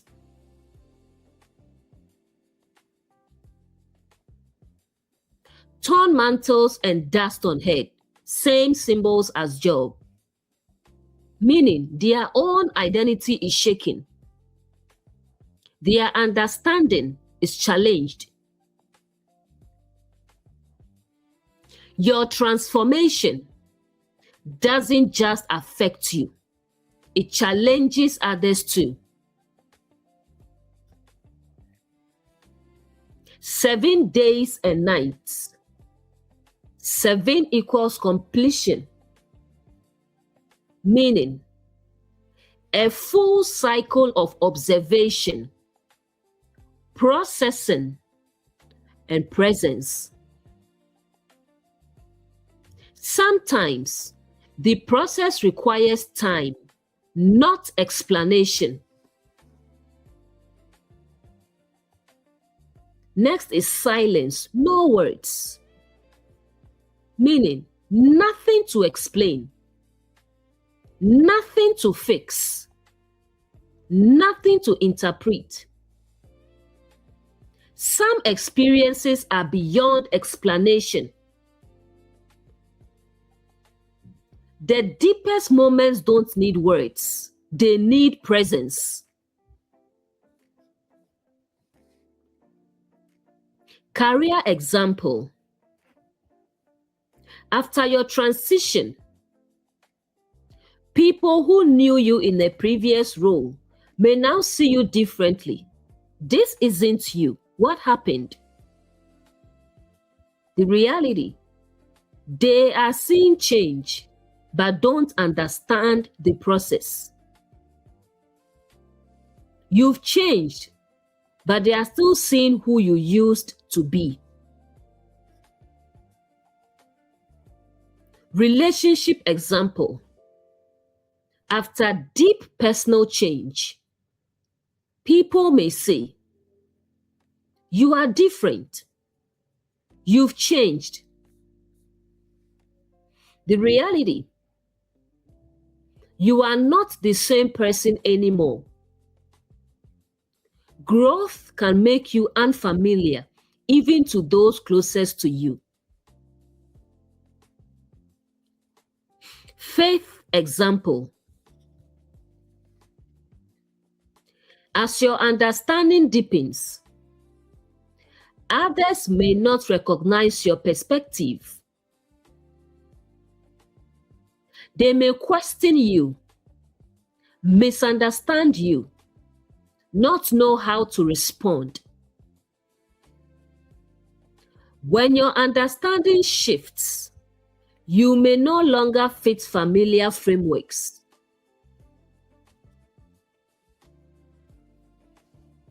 The deeper truth.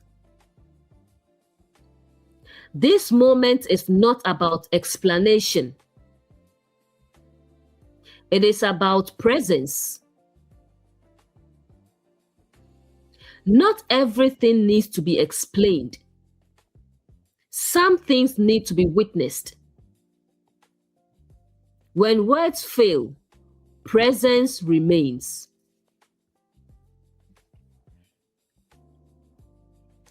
Moving on to Job 3. In chapter 2, we saw silence for 7 days. No explanation. Full processing. Now, Job speaks. What comes after silence is not noise. It is truth rising to the surface. Verse 1, Job opened his mouth. Simple but very deep.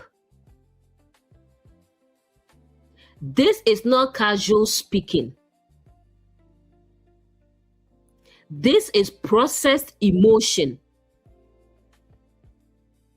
revealed perception, internal truth surfacing. This is not reaction. This is expression after processing.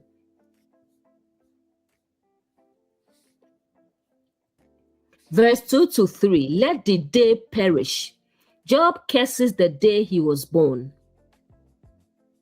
This is not Job being wrong. This is Job being honest.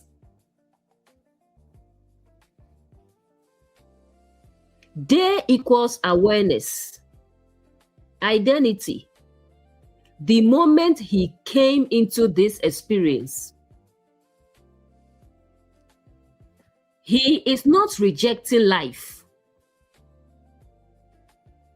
He is expressing the weight of what he has experienced. Honesty is not misalignment. It is part of the process. What is happening here? After structure collapse, identity shift, internal discomfort, silence. Now, emotion surfaces fully. What silence holds, expression releases. This is very human. This shows you can be aligned and still feel deeply. Alignment does not remove emotion. It allows you to express it without losing yourself. Career example. After everything you've been through, losing a role, transitioning, processing, there may be moments where you feel, why did this happen? Why this path? This is job 3. Not failure, not regression, expression. Feeling deeply does not mean you've lost alignment. Relationship example. After a breakup, silence, processing, then emotion comes out. You may say, I wish this never happened. This is not weakness, this is release. Expression is part of healing, not a step backward. Faith example. After belief shifts, silence, processing, then questions, emotions, honesty. You may say, what is truth now? This is job 3. Not rebellion, honest seeking. True faith allows honest questions. The deeper truth. Silence did not mean everything was resolved. It meant everything was processed. Now it is being expressed.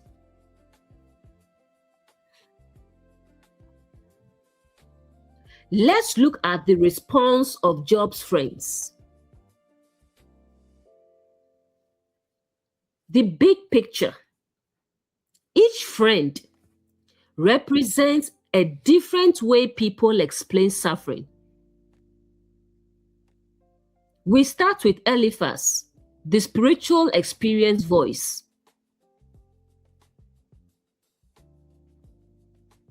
Who he is, the most gentle, sounds wise, speaks from experience. His approach, I've seen this before. No one suffers without a reason. Core belief, your suffering must be connected to something you did. What he represents: personal experience, spiritual impressions. I feel, I sensed, I saw. Just because someone has experience doesn't mean they have understanding. Career example.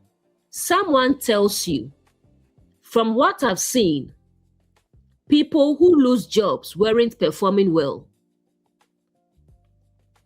The reality, they are projecting their experience onto you. Relationship example. From my experience, relationships don't just end without a reason. The reality, They assume your story matches theirs. Faith example. I've walked with God long enough to know this only happens when someone is off. Experience can guide, but it can also mislead. Bildad, the tradition voice. Who he is, more rigid, more traditional, appeals to history. His approach, ask the elders. This is how it has always been. Core belief. What happened to you must follow established patterns. What he represents, tradition, inherited beliefs, cultural or religious systems. The problem, tradition is not truth. Just because something has always been said doesn't mean it's always correct. Career example. People don't just lose jobs like that. There must be a reason. The reality, they are applying a general rule to a unique situation. Relationship example. In our culture, marriages don't fail unless someone did something wrong. The reality, tradition oversimplifies reality. Faith example. The way we were taught, this only happens to those out of alignment. Tradition explains patterns, but not every process. Zophar, the certainty or judgment voice. Who he is, the harshest, the most direct, the least patient. His approach, you are wrong, you deserve worse. Core belief, your suffering is proof that you are at fault. What he represents, quick judgment, certainty without understanding, lack of empathy. The problem, certainty is not accuracy. Confidence does not mean correctness. Career example. You lost your job. You must have messed up. The reality, no understanding, just conclusion. Relationship example. That relationship ended. Clearly, you were the problem. Faith example. You are questioning things. You've gone off track. Judgment speaks loudly, but rarely understands deeply. The deeper truth. All three friends cared, wanted to help, but misunderstood the process. Good intentions don't guarantee accurate understanding. What Job did right. Job did not accept false explanations. Even without full clarity, he rejected what didn't align. You don't need the full answer to recognize what isn't true. Not every voice that explains your life understands your journey. Learn to recognize these voices, experience, tradition, judgment, and stay grounded in truth, awareness, and discernment.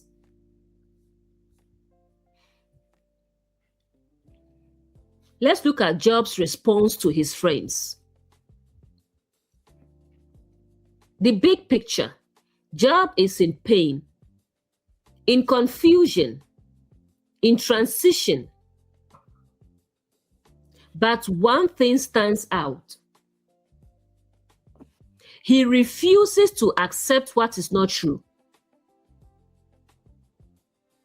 Even without full answers, Job refuses false explanations. What Job does, very important.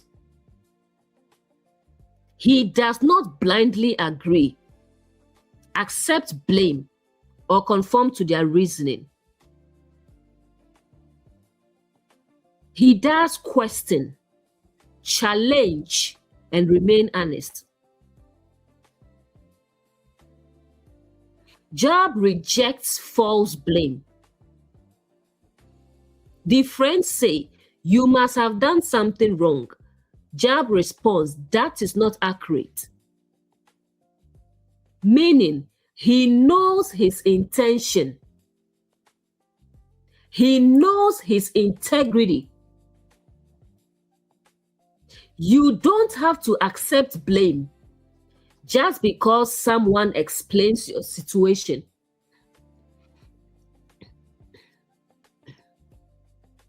Career example.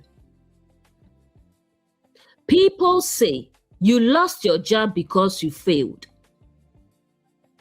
Job's mindset says that's not the full truth.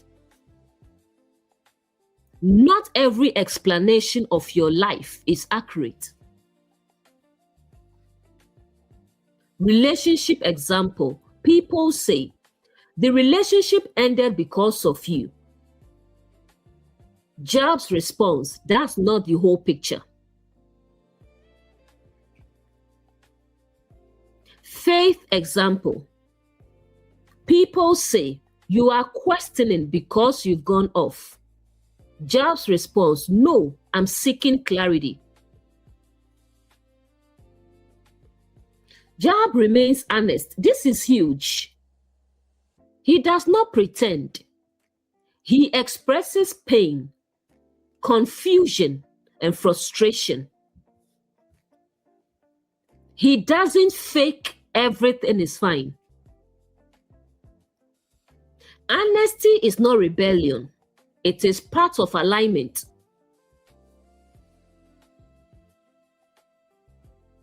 Job questions the system. He begins to see their explanation doesn't fit reality. So he asks deeper questions. Meaning, he is not rejecting truth. He is rejecting incomplete understanding. True growth begins when you question what doesn't align.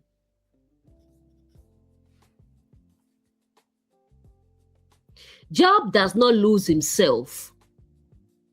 Even in pressure, discomfort, and confusion, he does not abandon himself or accept false identity. You can be in discomfort and still remain grounded.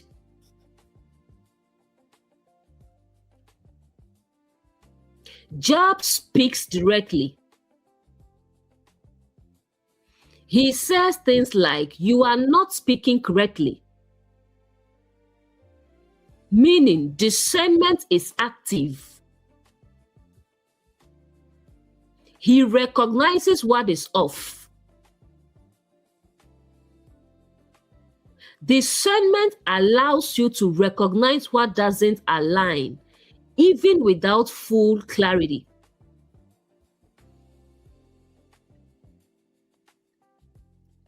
The deeper truth.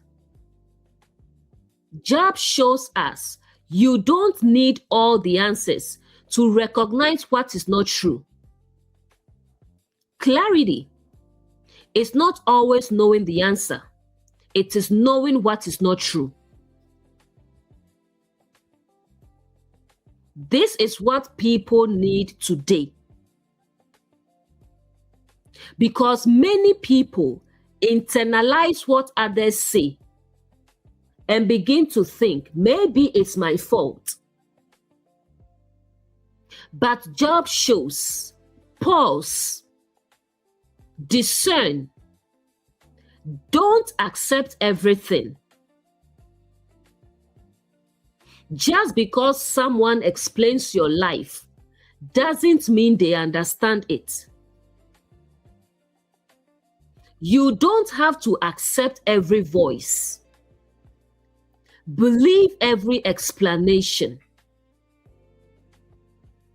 Stay grounded. Stay aware. Pause and discern. Now let's look at God's response. The big shift. Up until now, humans have been speaking. Job, his experience. Friends, interpretation. Now, truth speaks. When truth speaks, all assumptions are exposed. How God responds, very important. God does not explain why Job suffered, does not agree with the friends, does not give a simple answer. Instead, he asks questions. Why? Because the problem was not lack of answers, it was false understanding. God doesn't correct Job with answers, he expands his awareness.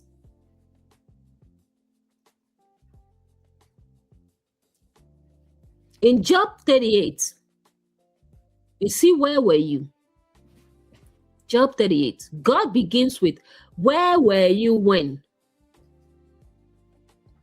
All the questions. This is not intimidation. It is expansion. God is expanding his awareness. Meaning Job's perspective is limited. Reality is larger than his current understanding. The issue was never Job's pain. It was the limitation of perception. What God is doing. God is not attacking Job. He is showing him complexity, depth, order beyond his awareness. Truth doesn't argue. It reveals a bigger picture.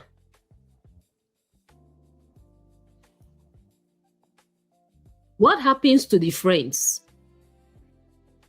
God says they did not speak correctly. Meaning, their explanations were wrong. Even though they sounded logical, they sounded spiritual. Not everything that sounds right is true. What happens to Job? Job responds with humility. He realizes his understanding was limited. But notice, he was not condemned. Job was not wrong for questioning. He was limited in perspective. The deeper truth. The entire book shows human reasoning tried to explain everything, but only truth could reveal the full picture. Human logic tries to explain. Truth reveals. Career example. You lose your job. People explain you failed. You caused it. But later, you see a bigger picture, new direction, new growth, new awareness. The realization, it wasn't what people said. What looked like loss was part of a bigger unfolding. If you had not lost that job, you wouldn't be a business owner today. You wouldn't be a consultant today. You wouldn't be a freelancer today. What looked like loss was part of a bigger unfolding.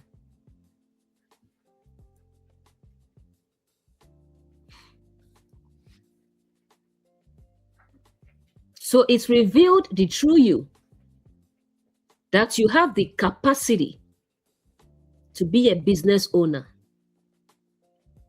You have the capacity to be a baker. You have the capacity to be a freelancer. Something you are passionate about. The true you. So now you are doing something you love, something you are passionate about.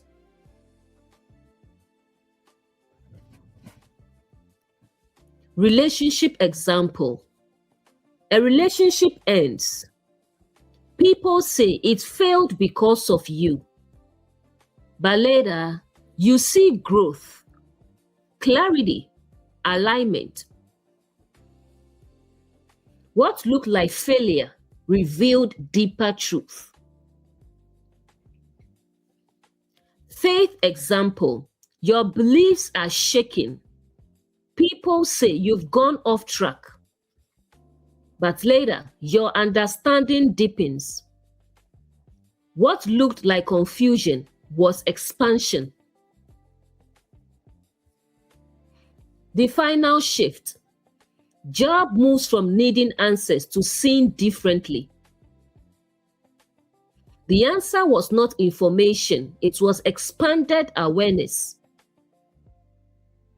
God's response reveals that the issue was never about punishment or blame, but about expanding awareness beyond limited human understanding. You don't always need an answer. You need a wider view.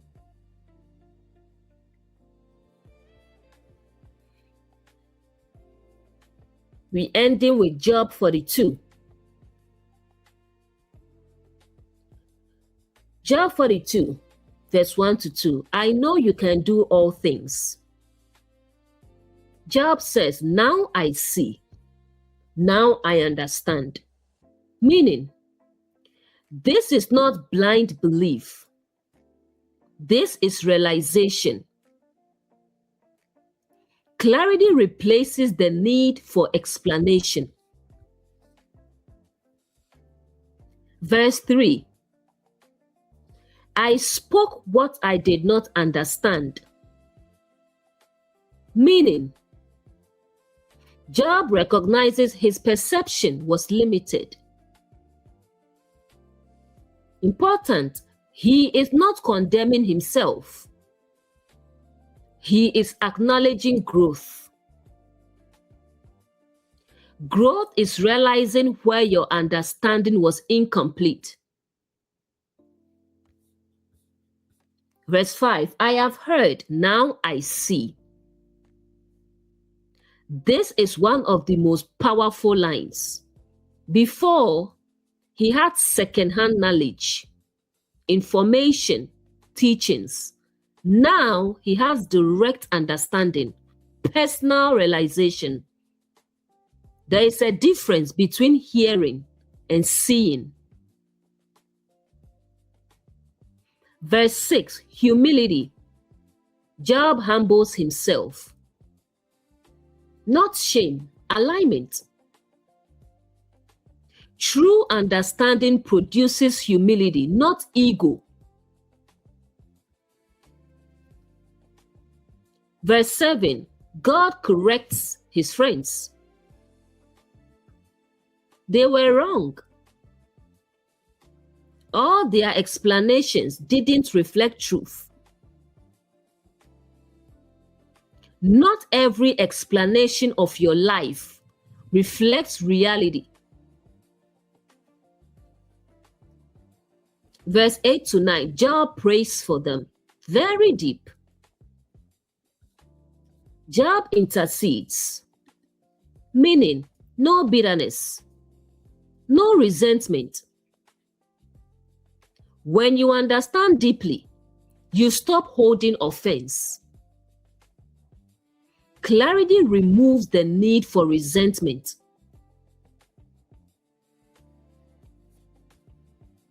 Verse 10, restoration, very important. Job is restored. Important clarity. This is not reward for suffering. This is alignment after clarity.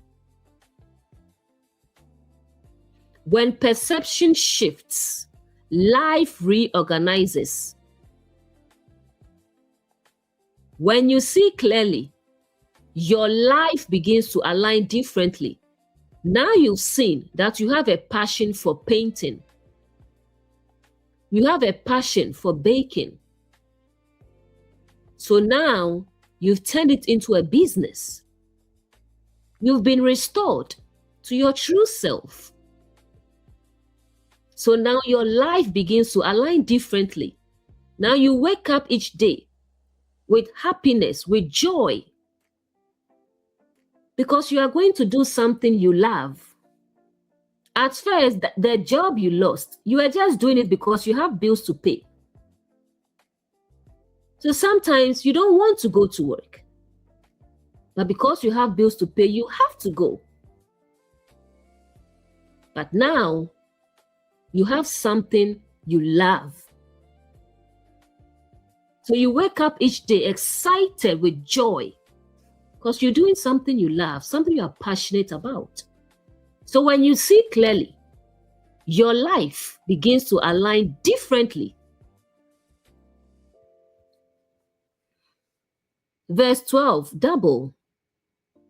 He had increase, expansion, not just material, awareness, understanding, capacity. What you gain after clarity is greater than what you had before.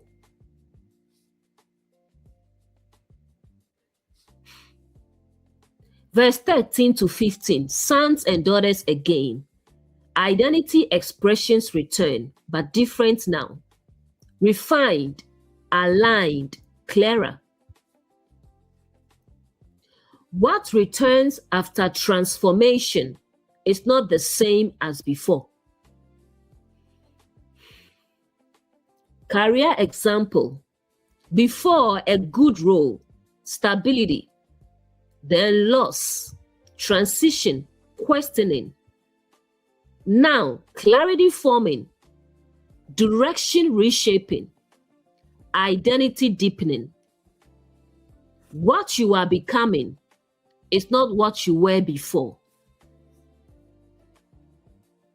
Relationship example.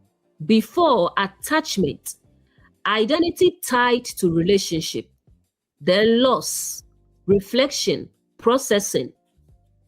Now clarity, stronger identity, healthier perspective. What you build after clarity is more aligned than before. Faith example. Before, what you were taught, then questioning, discomfort, silence. Now, understanding, integration, alignment. You moved from believing to seeing. The final truth. Job did not lose everything for nothing. He moved from assumption to understanding. The process was never to break him. It was to reveal him. I heard before, but now I see. Family, if there is one thing I want you to take with you from this, it is the book of Job was never meant to make you afraid of God.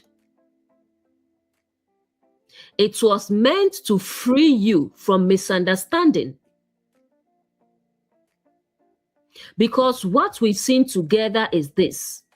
What looked like distraction was revelation. What looked like loss was exposure. What looked like silence was transformation. And what looked like God against Job was never that at all. It was a journey from assumption to awareness, from hearing to seeing. And this is why Job could finally say, I heard of you, but now I see. An awakening. Not because everything was explained, but because his perception had changed. So maybe what you are going through right now is not punishment. Maybe it's not even loss. Maybe it is something being revealed, something being refined, something being brought into the light. And maybe just like Job, you are not being broken. You are being shown. Shown what you depended on, what no longer aligns, and what truly remains. So, don't rush the process. Don't fear the silence. Don't accept every voice. Just stay present. Stay away. Because there will come a moment where you will look back and say, now I see. Thank you for listening and have a good night.